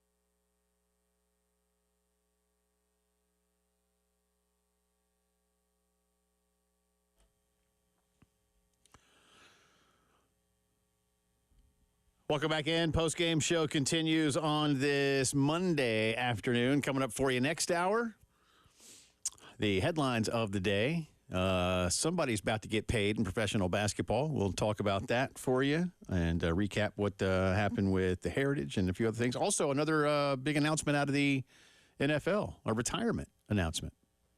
So there's that. That one's interesting. Yeah. So we'll get into all those things and more. Interesting thing, by the way. So I'm stealing this from the boys on the Dan Patrick Show, and I am giving them full credit for this topic. But as we mentioned earlier, the Rock and Roll Hall of Fame inductees for 2024 have been announced. Ozzy, Cher, the Dave Matthews Band, Kool and the Gang, Foreigner, which I figured Foreigner would have already been in. I'm a little bitter that the Dave Matthews Band as a jam band is getting in and Fish is still not there. By the way, once again, bugging you? Yeah, a little bit. R.I.P. Dickie Betts, talked about him the other day because the Allman Brothers are also a jam band and they're a Southern rock band because both can be true, kids. Both can be true. Are you going to start this argument with the guy on Twitter? No, it's not an argument, Terry. That's the beauty of it. It is not an argument. It is just straight up not an argument. But they had a question, kind of funny, like a Hall of Fame for a band that contributed the least but was popular. And Paulie said NXS, which I thought was kind of funny. But you know what mine would be for sure? Because I even remember asking Michael Haney this, and I asked it of him just like this about 10 years ago. I said to him, what is Train? Because I don't know what Train is. They rarely tour. They've got pop top 40 hits, but I mean, it's just like, oh, Train. You know what I mean? Yeah, I'm with. Look, I would be stunned to ever see Train walk on the stage at the Rock and Roll Hall of Fame. I don't know anybody. I'm not. If you like Train, that's cool. Again, I don't care. I don't care what you like. It's music. I don't care. But in excess, okay. Kind of in excess to me, they're not the same style, like sound of their music.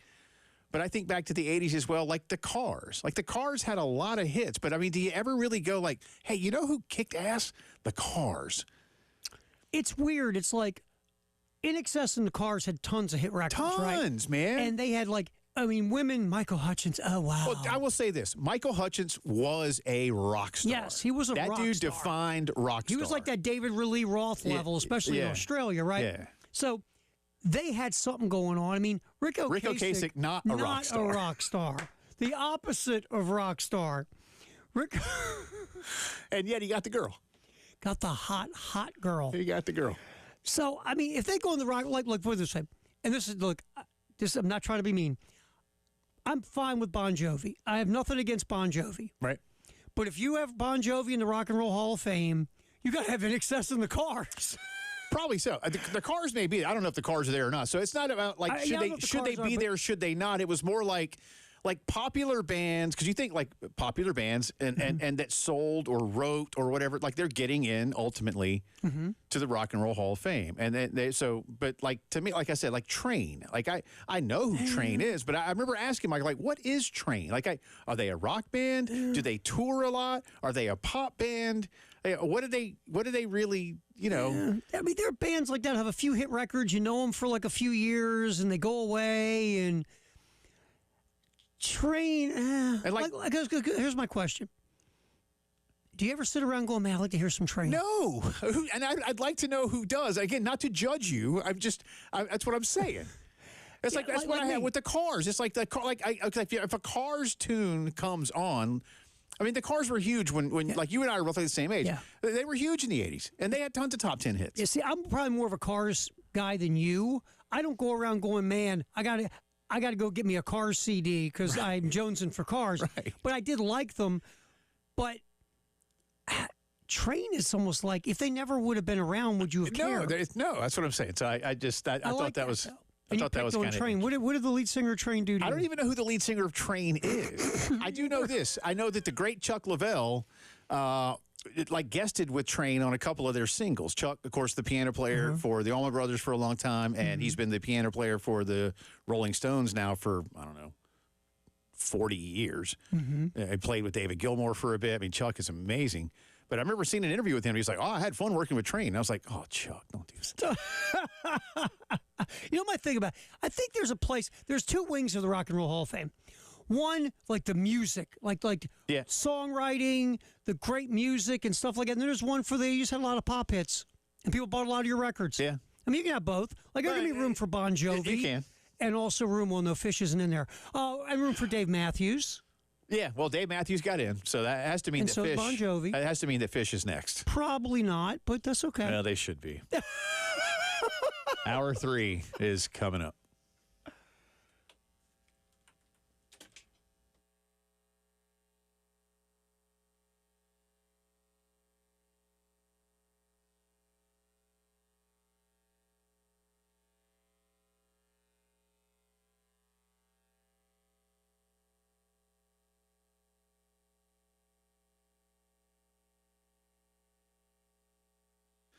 Love telling you about Palmetto Citizens Federal Credit Union. You know, unlike big banks, when you save your money with Palmetto Citizens, it stays right here in the Midlands. They don't pay stockholders. They don't loan or invest your money in other states or even out of the country. Your dollars stay in the Midlands of South Carolina. They support your neighbors, your local businesses, charitable organizations across the Metro Columbia area as well. And since they're a not-for-profit credit union, they offer better rates on all kinds of savings accounts, including CDs, money markets, other savings options, plus everything else you want in a regular bank. Again, without all those big fees, like credit cards or your checking account. Again, your savings account, a mortgage, an equity line, a car loan, a student loan. They can do all of those things for you, and great people to work with, too. My wife and I are customers of Palmetto Citizens. We visit the Millwood branch most of the time. You can apply online at palmettocitizens.org and learn more and achieve your potential.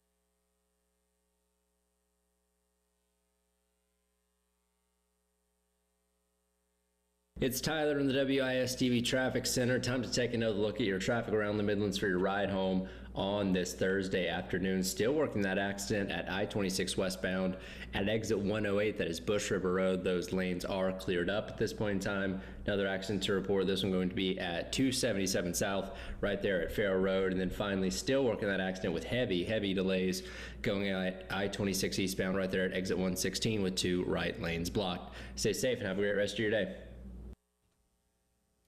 Weather-wise, we're looking nice. Tonight will be a little chilly, low 41 degrees. Tomorrow, though, high in the 80s and very little rain in the forecast, mostly sunny.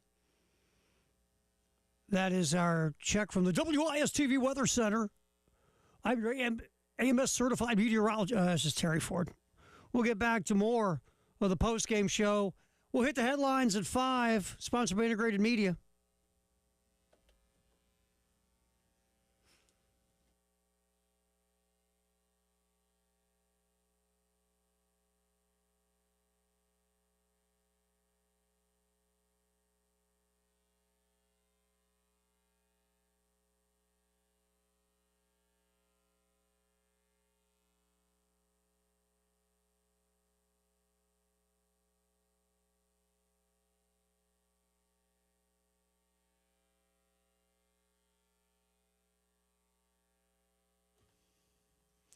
It is 5 o'clock news time on this Monday. Welcome back in. It's also the final hour of the postgame show, along with Terry Ford, who is in for Elijah Campbell today. I'm Jay Phillips. Thank you so much for being with us. We start with Carolina baseball. The Gamecocks dropping 2 of 3 to the Arkansas Razorbacks over the weekend. Arkansas, the number 2 team in the country. South Carolina played well. You want to look at the aggregate score, 14-13 in favor of Arkansas. Gamecocks lost game 1, 2-1. Won game 2, 6-3. Dropped game 3, 9-6. They also have lost starting shortstop Will Tippett for the foreseeable future, has Mark Kingston's club. Coach Kingston joining Terry and me earlier today with the update that not only does Will have to go through concussion protocol, but on the same play where he was injured, he did sprain an MCL. So they will reevaluate him after the weekend. He will not be available, said Mark, for Kentucky. And while he did not say he would be out for the Missouri series, Terry, it didn't sound optimistic. It may be more likely that Will could be back for the Georgia and Tennessee series to close out the regular season. But that's me speculating. That is nothing that Mark Kingston told us, other than Mark said will not be playing against Kentucky, and Lee Ellis is now Carolina's starting shortstop. So for a guy who is important up the middle and had been talked about a lot in terms of his plate struggles, then got it going, what an awful time to have not 1 but 2 injuries on the same play. Well, I mean, I know you're just speculating, but you have watched a lot of House over the years, so you do know your medicine. Sure. Yeah, I mean, More of a Quincy guy. But. Oh my God, how old are you, Quincy? I liked Medical Center. That Chad Everett. But Quincy was he was the coroner, right? Oh, Jack Klugman, yeah, the coroner who solved all the crimes. Right. Quincy. Wow, that was a pull. Thanks. You want to sit down? I think you just pulled something. That was impressive. Thanks, Terry. Quincy. But yeah, so let's say you don't have Tippett for a couple of weeks. I mean, Lee Ellis just got to be next man up and step up. And yeah, he had a tough error in game 3 that opened the door for a 4-run inning. But look, this is the way it is, man. It's time you got to step up because Tippett. The ironic part of this, Jay, Len, you said it. Tippett had finally gotten to go at the plate. Stop switch hitting him. Just you're gonna be a right-handed hitter. Start doing some things offensively to help. Paid immediate dividends. Paid immediate dividends at the plate. Yep.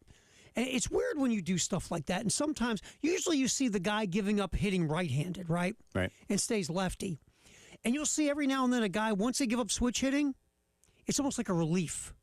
And mentally, it's almost like a reset. Because, oh, God, I have to go over that place. I'm struggling anymore. And all of a sudden, their offense picks up. And that's what you saw with Tippett. All of a sudden, he's not going to that side of the plate that he struggles and he is weak at. Now he's just sticking with his strength. And it paid dividends there for a bit. Now he's hurt. And who thought this? A few weeks ago, if you said, well, Will Tippett's not in the lineup, you go like this. Now you're like, oh, man, he was just starting to hit. Yeah. Wow. Or at least, I get it. Because, again, the numbers at the plate were going south quickly. I mean, a good defensive player and could run the bases, but if you can't get on base, running the bases. Well, that was one of the things Mark said, and we asked him about that a couple of weeks ago. I think Will's like 12 of 13 in steals, but just 1 of 2 in conference play. Because you can't get on base, you can't steal first. Yeah, I mean that's what we were saying, that if you can't steal on base if you're not on the base to steal the next one. Yes, that's a fact. That's a problem if you can't get to first, steal bags. No midweek non-con for South Carolina this week. Exams on campus as the semester is winding down. Carolina, again, as we said just a second ago, will host the Kentucky Wildcats, who are the number 3 team in the RPI. So Carolina has already seen 1 and 2 in A&M and Arkansas, and number 3, Kentucky, again, in the RPI, not the rankings, comes into town this weekend. Gamecock football, the spring game on Saturday night, the Garnet over the Black, 17-0. I know that doesn't help you at all other than Lenora Sellers scored a touchdown for the Garnet, and Dante Reno had a touchdown pass for the Garnet. The Black team did not score.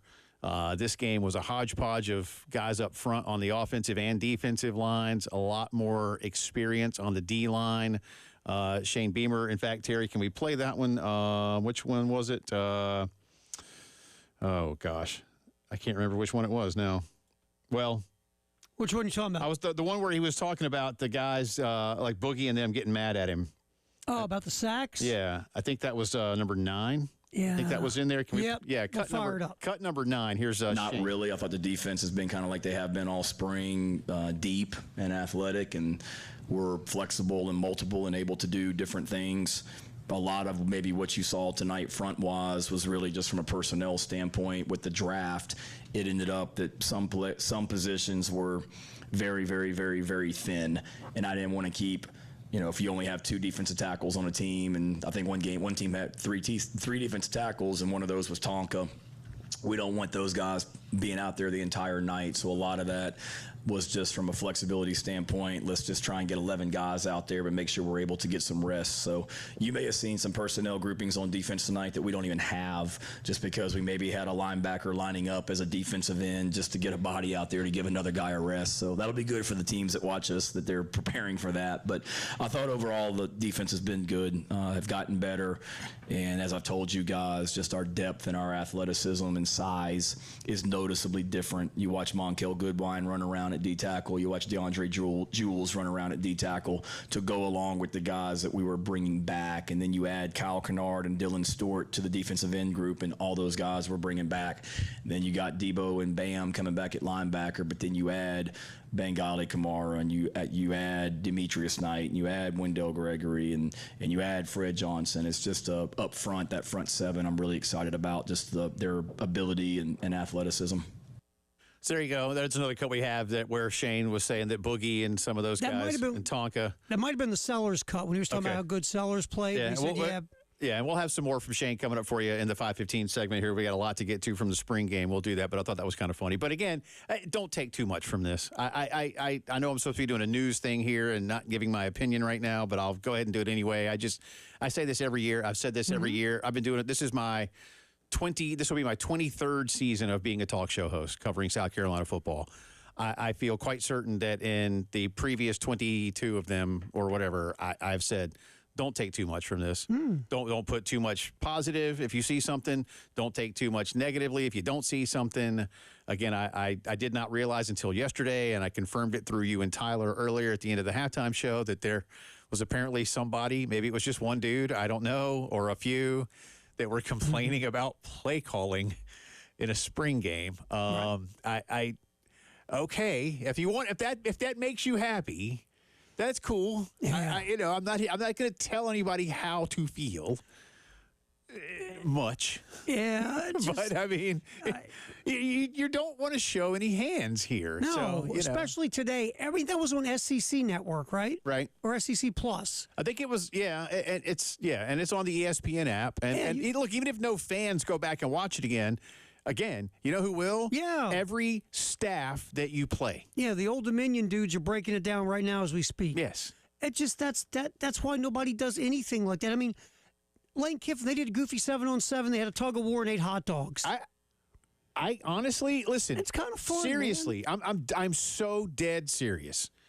At this point, either go to the Lane Kiffin way, or start bringing in a team to play a game. And you're preaching to the choir, because I think you and I agree on it. Shane would love to do it.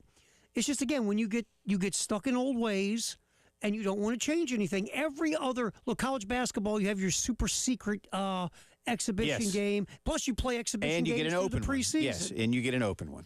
And so, you'll play athletes in action or whatever. Right.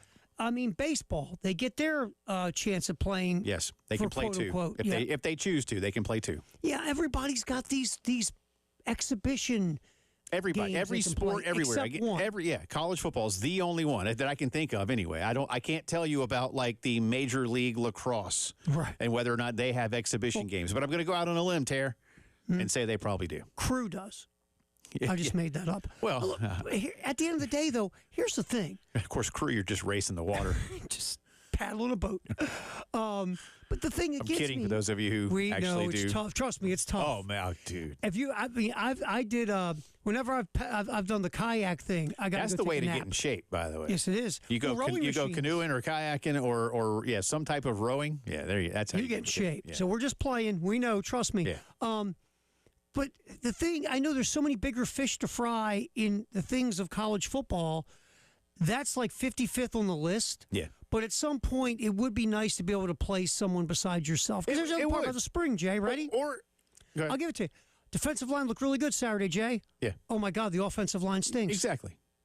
And even if you want to do good on good, Mm-hmm. I mean, we hear that in practice all the time. You ever going good on good this week? Ahead of X team. You don't do it every week because you run the risk of injury, and this is a violent sport. But anyway, so the Garnet wins 17-0.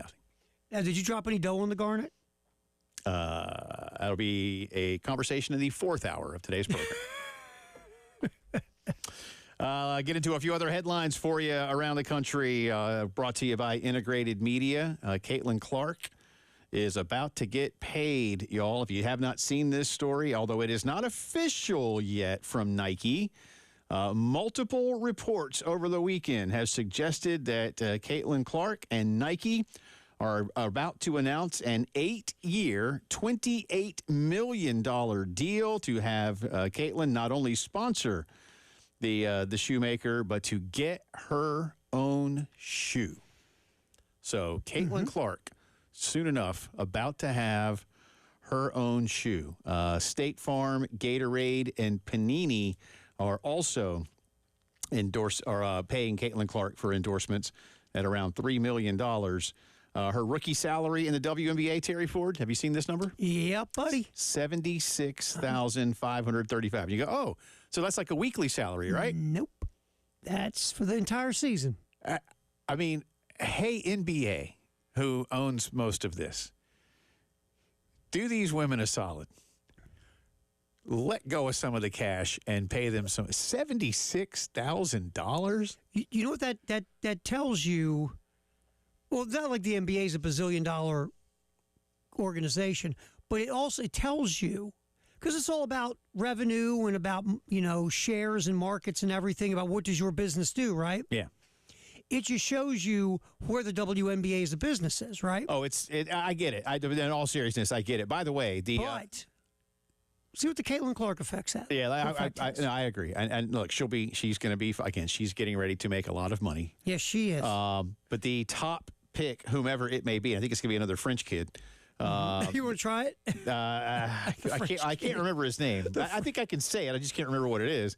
But the top pick this summer for the NBA will have a minimum of $10.5 million, 137 times the amount that Caitlin Clark is going to get as the top pick in the WNBA. And here's the ironic part. This is the first time we'll ever say this. Caitlin Clark, right now more popular than whoever that anonymous kid is. Yeah. Not like Victor last year. Victor was a thing last year. Right. Well, this kid is too. But he's not known in America. No, if you go to not like Americans Victor. and ask them about this kid, they'll go, what French movie is he in? But everybody knew Victor because Victor was a phenomenon, right? Yeah. But this kid is not. Zachary. I'm going to say that it's probably French and go Rissache. I mean, I think you're close. Zachary Rissache. He just announced for the NBA draft. Rissache, perhaps. He did. Mm-hmm. So he'll get $10.5 million. More people in America obviously know Caitlin Clark than Zach. Yeah. Well, we're doing our part. We're trying to help. Yeah. That's So what we do. Braves took 2 of 3 in Dallas, Arlington, I guess, against the Texas Rangers. Braves will open up a series home against the Miami Marlins tonight. They still have a team in Miami. Kinda right now. And you know who's playing really good baseball? I know, your favorite team. Ugh. Since April 7th, best record in baseball. Ugh. But you know who has the best record in baseball? Not the Mets. The Atlanta Braves. Yeah, they do. That's our headlines brought to you by. We didn't get into this Aaron Boone thing. We got to get. We will get into that. We will get into that. It's just awful, and it's not about Aaron. It's not about Aaron. That's our integrated media headline today. 803-948-8327 for all of your home theater needs, home security needs. Blend the two together. Control it all from one app on your phone, your tablet. Yes, it is all space-age technology, and the guys at Integrated Media do it better than ever. 803-948-8327, our good friends at Integrated Media. More from Coach Beamer and our Gamecock Spring Poll question as the postgame show continues.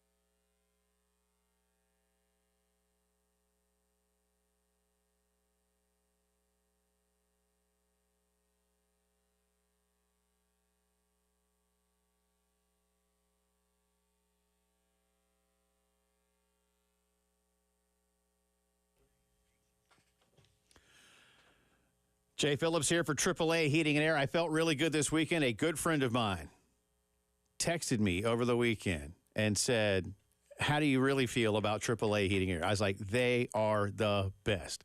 And now this person is getting ready to use AAA in his family's home. I would not tell you otherwise. Roy and Dana Finley have a fantastic company. Not only do they help you out with all your HVAC needs, and look, this is one of those weeks now. Again, these transitional weeks, hot, cold, AC, heat. Is your system up to it? Has it been a while since you've upgraded?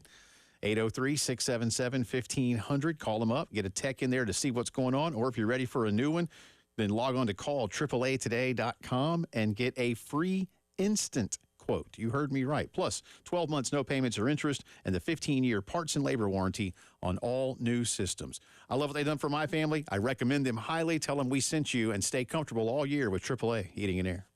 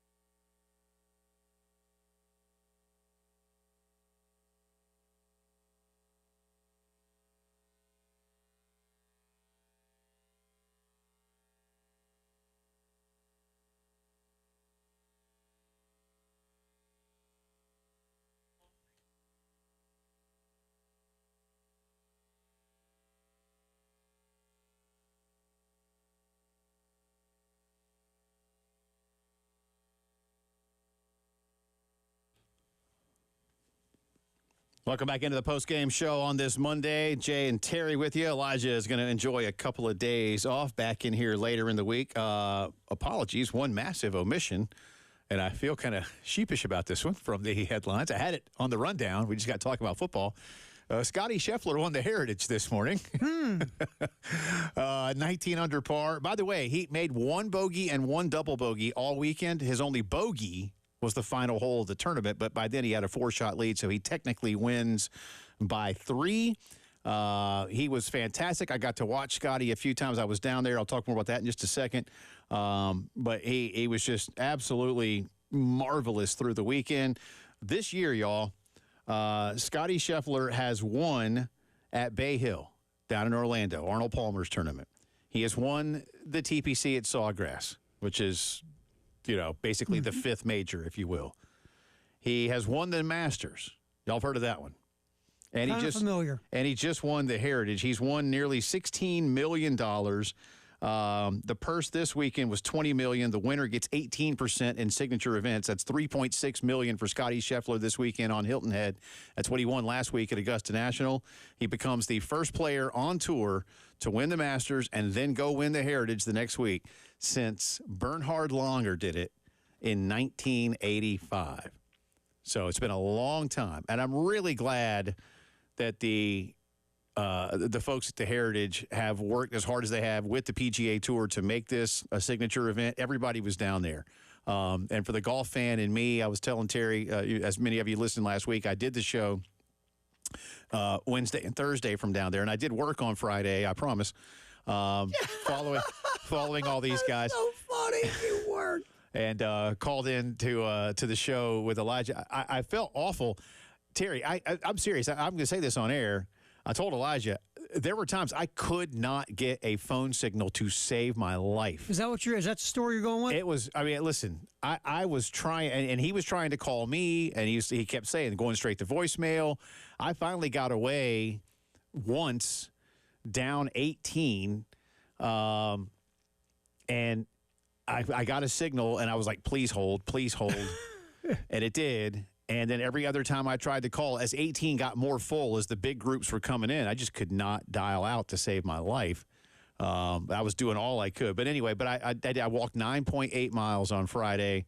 And to prove that I was working, there are a lot of videos that I sent that you can see on the Twitter feed. Oh, so you tweeted out some Jay Phillips videos. It was not people playing like beer pong.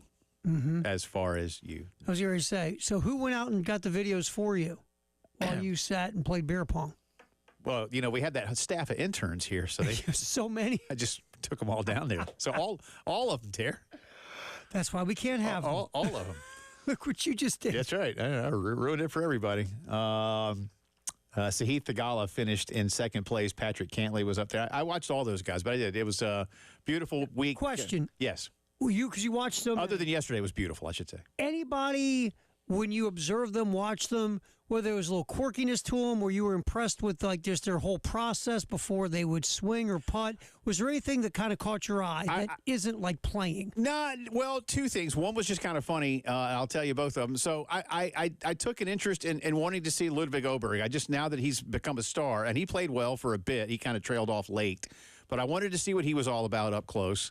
But it was funny. Now, Kevin Kisner, and so to answer your question, it has really nothing to do with the golf, but I did want to watch Kevin Kisner play a little bit. Of course, he's from Aiken. He played at Georgia, and I know the tournament means a lot to him.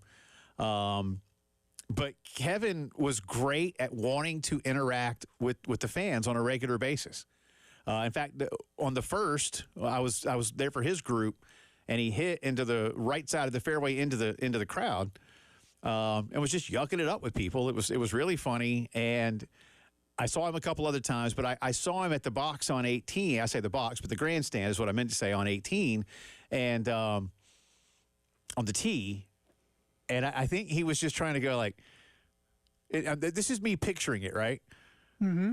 Which of these people's the drunkest right now? Like, that's what I was thinking when I saw him just looking up, just waiting for his turn. I was funny.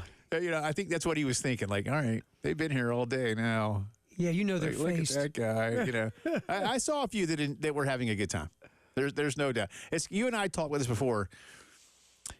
It's sort of like, and y'all hear me out here. It's sort of like the Carolina Cup.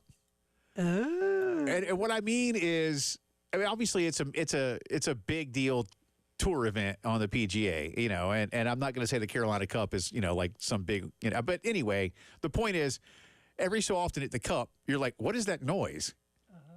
And, you know, oh, there's horses running by as people are enjoying the beautiful spring weather, yes? Oh, yeah. I mean, when that's what you do. You go. Carolina Cup first year, you're sitting there, and it was funny because most of these people were oblivious to a horse race. Yeah, yes, you're enjoying, again, you're enjoying the spring weather. Well, that's what a lot of people are doing on Hilton Head Island. It's like, oh, that's right. There's somebody playing. Like, I feel bad. The volunteers that are up there, you know, like holding their hands up when the guy's ready to putt or shoot or whatever, you know, and there's a couple of ladies like, quiet, please. Quiet, please. Hold, please, sir. Because, you know, dudes are just over there. That's why I say it's so anti-Augusta. Because at Augusta, if you dare to step out of line, figuratively or literally, you may well be escorted from the premises. And they have dudes with no neck who just take you out. Yeah, or you may just flat disappear down some. Yeah, I don't know. I don't know what they got going on. No, but at the Heritage, again, it's a lot livelier. You can have your phone. I would say to people, like, at least turn the damn thing off. A couple of times there was, not during a shot, but at least like on the fairway or around the green. I'm like, come on, man, just put it on stun. Like, how do you not check? And they don't even say it at the you know, in the entrances anywhere. Like, please put your phone on stun. Because again, at Augusta, you know, well, you don't bring the phone in the first place. And if you do, that's when the beating comes. Yeah. But no, I got to see Morikawa, Schauffele, Rory. When I saw Rory on, I actually followed Roy for a while, but I didn't take a ton of videos because after a while, you know, look, I'm not television, so I get it. But just, you know, throwing those out. But glad he was there. I did follow the Spieth and Scheffler group a little bit on Thursday and a lot more on Friday. Spieth a lot better than he was at Augusta. Not really. Really? Well, I mean, he's just, I don't know, something's he's working on some things, but he wasn't great. You know, but Scheffler was. By Friday, Scheffler was really beginning to just, I mean, and what I told Elijah too, and I'll say this, Friday and Saturday, so little wind. Some years there's a lot of, you never know in the spring in South Carolina, especially on the coast, right? Friday and Saturday, very little wind and tiny little greens. But they were shooting darts, man. Some of these, I mean, there were so many scores in the mid-60s. I mean, some of these guys were going straight at the pin because they can. And when there's no wind on a tiny green, these dudes know what's up. So that's why I said I'll use the term a bunch, shooting darts. And it was fun to watch. I was like, man, I wish I could do that. So basically just like you over at Pro Swing. Something like that. That's what I thought. More like me 25 years ago playing Tiger Woods. Yes. That's what it feels like. For that, but I want to say too one more time, a special thank you to Sarah Hazard, who works for the South Carolina Manufacturers Alliance and helping me and us get tournament director Steve Wilmot on the show. I hope you guys enjoyed that on Thursday. And Steve was good. He was great. He's a wonderful man. And again, if you're a golf fan and a South Carolinian, whether whatever. They saved that tournament, and then they turned that tournament into a very, very big deal for our state. And I think that means a lot to a lot of people. He's very humble, but they worked hard to make sure that the Heritage not only stayed on tour as an event, but has now become a premier event. So I really want to thank her for doing that and thank Steve for coming by. And it was a good time. It was a good time. Looking forward to doing all that again next year. Are you going to cover it again next year for us? That's the goal. Impressive. I'll ask the program director. Let's see if he lets me go. That guy. 2 years in a row. All right, we'll get into some spring football for you and get into that Aaron Boone story as well. Part of the drive around the SEC for Carolina spring football. You're listening to the Postgame Show.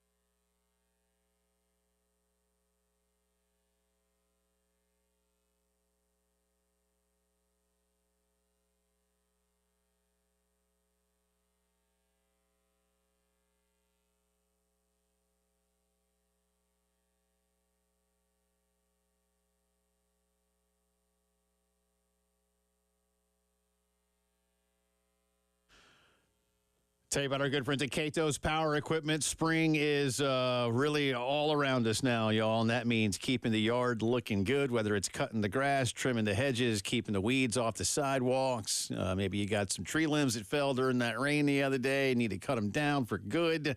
Cato's Power Equipment has all you need, whether it's things like my Toro Time Master 30-inch deck, cut my mowing time in half. You can do the same thing, whether you do it for a living and it's time for a new riding mower or, something that's a lot more powerful for the walk behind. Even the ride on, not the rider, like the seat, like the one you can stand on. Looks like you're, pod racing or something like that. They've got all that for you right now, too. Plus, edgers, trimmers, blowers, all shapes, all sizes, all kinds, even the battery-powered stuff now. So whether you cut your own backyard, you do it for a living, see Cato's for excellent sales, service, and advice. 4012 West Beltline Boulevard and always online at catospowerequipment.com.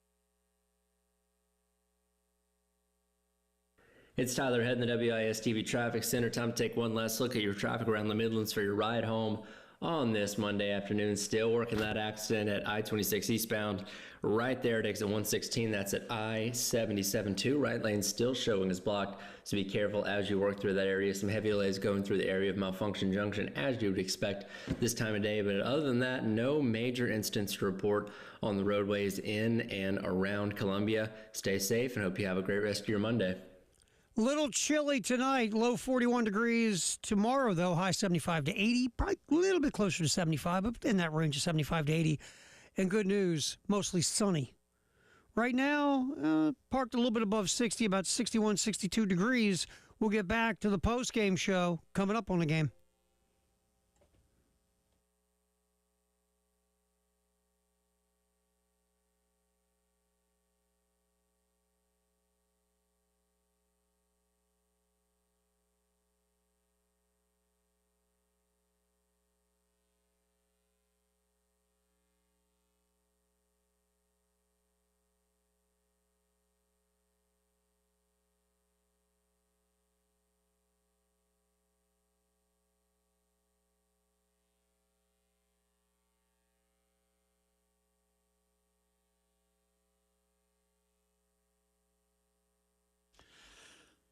It is Drive Around the SEC time on this Monday. Welcome back in. Jay and Terry with you. Terry Ford in for Elijah Campbell, who's enjoying a couple of days off. By the way, I know Terry won't be here again tomorrow because he's basically pulling double duty today, which is nice. Again, I hope the program director gives him a bonus. Yeah, that guy. Oh, no, he's a good dude. Just not sure you're going to get a bonus from him. Yeah.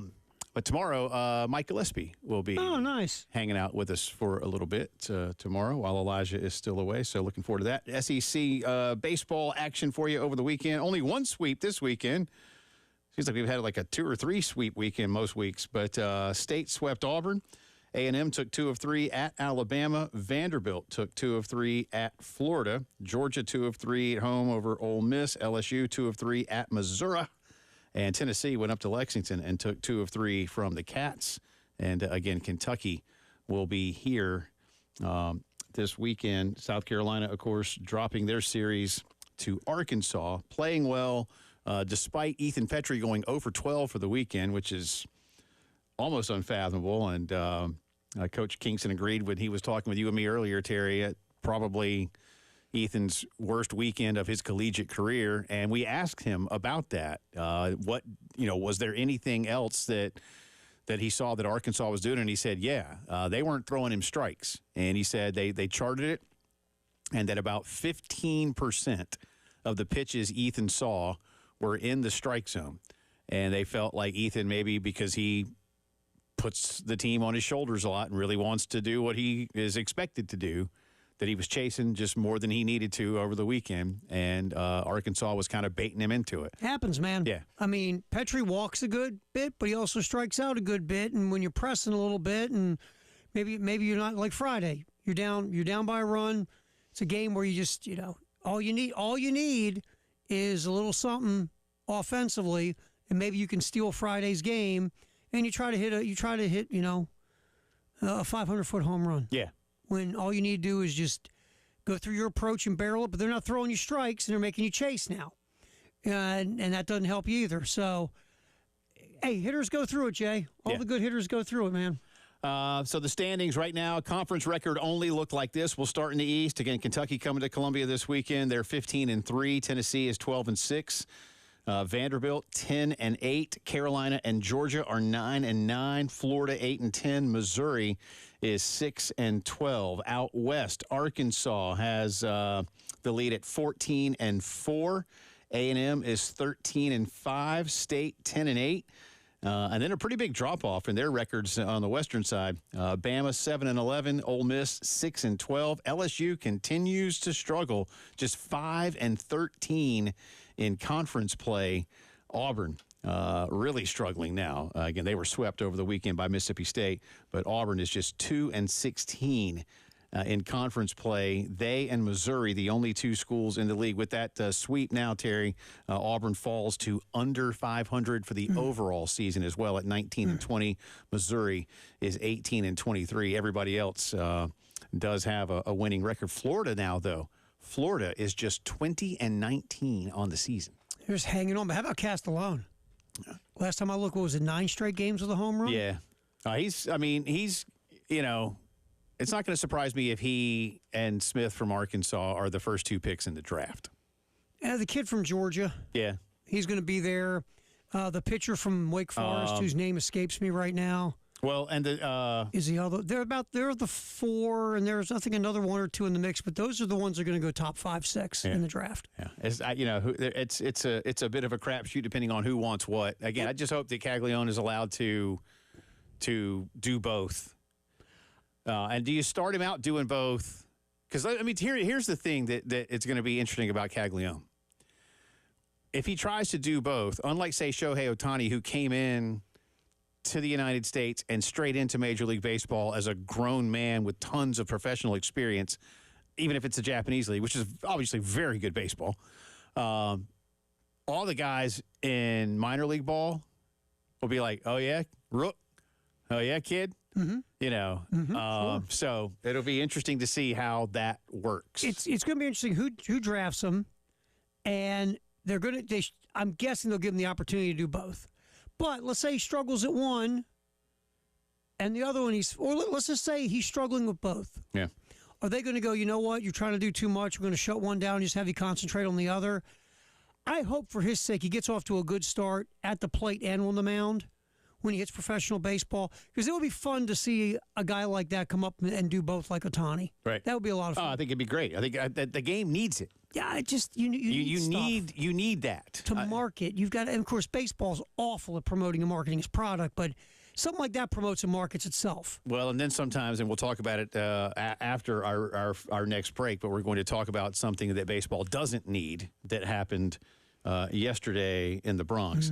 Meanwhile, as we continue talking about Carolina's spring game, if you would, Mr. Ford, cut 6 on our list today. This is Shane Beamer assessing Lenoris Sellers' performance Saturday in the spring game. I thought Lenoris was really, really good. He has been good all spring. He won an award that we decided on as coaches at halftime, and thought he just looked very, very poised out there, very efficient. Obviously, looked good running the ball. Those defensive guys were yelling at me the entire first half that they thought a lot of those runs would have been sacks, and they were mad that I didn't blow the whistle. But, I thought he did a really good job of just operating the offense, running when it presented itself, but then being able to make throws also, and did a good 9 of 11 and ran for 40 yards on 5 carries. So really good night. Scored a touchdown on that drive early in the first quarter. Again, 17-0, the Garnet over the Black. And make of that what you will. You know what's so funny? You keep bringing stay in the score. The score isn't even in my head. Well, somebody's going to get, like, why didn't the other team score? I don't know. I hate to say it this way, and I mean this in the nicest, best, most applicable way possible. I don't care. Yeah, I mean, I just, did Shane see the things he wants to see? Yeah. Did they like what they saw? Where they know where there's improvement to be had. I mean, the simple answer to me, if someone asks that question, I have to give them a real answer, is Lenoris Sellers. Yeah.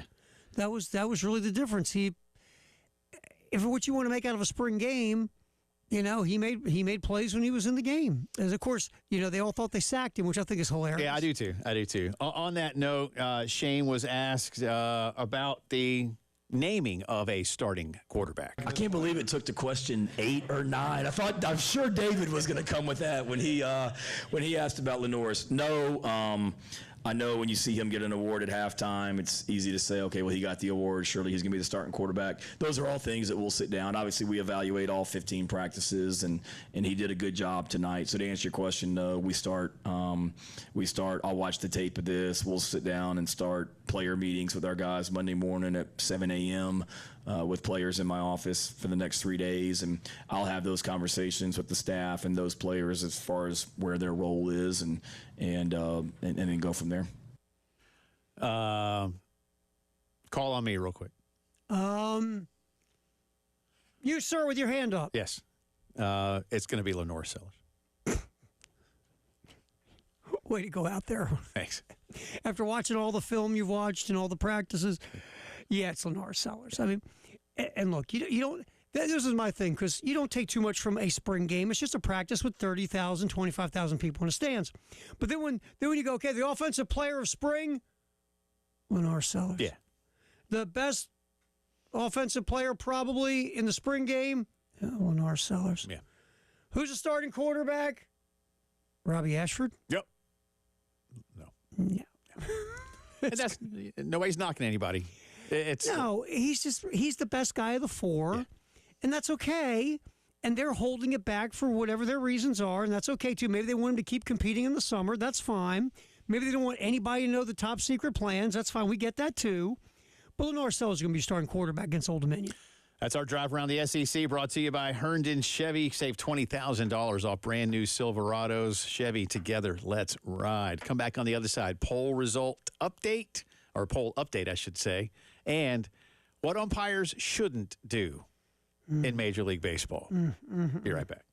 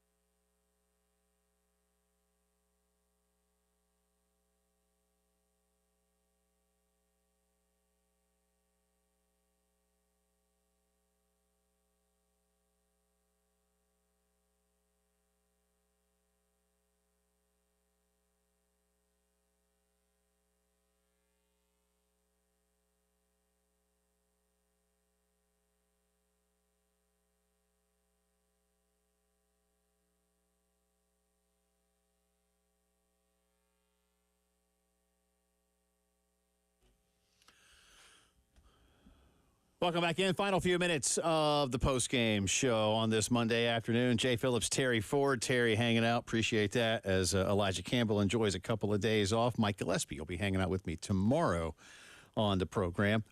Quick shout out. I like doing this. Free plug. You know, we're all here members of the community. One of my daughters celebrated her birthday this weekend and came home from school. And we took her to the Hollow, brand new restaurant down on Gervais Street, right down there, Terry. Right there. Right there? Right down there. Down there? Yep, and down in the Vista. They specialize, exotics, maybe too strong, but they game meats. So elk, bison, duck. I had braised boar shank, the back. Place is great. David, the general manager, great dude. They had like like deviled eggs, but they're duck eggs. Fantastic. We had a boar prosciutto charcuterie plate. So I was raised on eating a lot of venison and a lot of duck. I mean, we're people that hunt quail, pheasant all around here. But it's cool to have a restaurant to do. I know there's one in Greenville that people tell me is really good. I can't remember the name of it, but I'm not in Greenville enough to go up there and know. But if you are into that kind of thing, it was really, really good. They have a drive-through window? Because I'm on a strict drive-through window diet. My doctor put me on. Do they have a drive-through? Well, I suppose, not a drive-through window, but I guess if you were to call ahead with it to go and really ask nicely, maybe somebody will stand right there on Gervais and just toss the bag into your car. Would they bring it out on roller skates? They do not skate. No, sadly, they do not skate. All right. No. But it was good. I like talking about new places here in the city. But the Hollow. So if you're into those kind of things, check it out. And if you're not into that, they've got things that are a little more manageable, less exotic, I suppose is the way to put it. But had a good time down there. Sweet. This weekend. Happy birthday to the daughter. Yeah, she's 19, so there's one more that's almost not a teenager, which means I'm getting old. Poll results, we're going to let this run through tomorrow because I want to ask Mike about it. But with the Gamecock spring game in the rearview mirror, what is your expectation level for the 24 football season relative to where it was in January? More optimistic, basically the same, less optimistic. Keeps going up, Tare. 72.9%, basically the same. 15.5 more optimistic. 11.6 less optimistic. And we'll get into what some of those numbers feel like in terms of win expectation later on in the week. Finally today, and I wish that you need video for this. There's audio out there, but the audio doesn't do it justice. You need the video. Yesterday, the Yankees were hosting Oakland, and their manager, Aaron Boone, was in the dugout for one batter.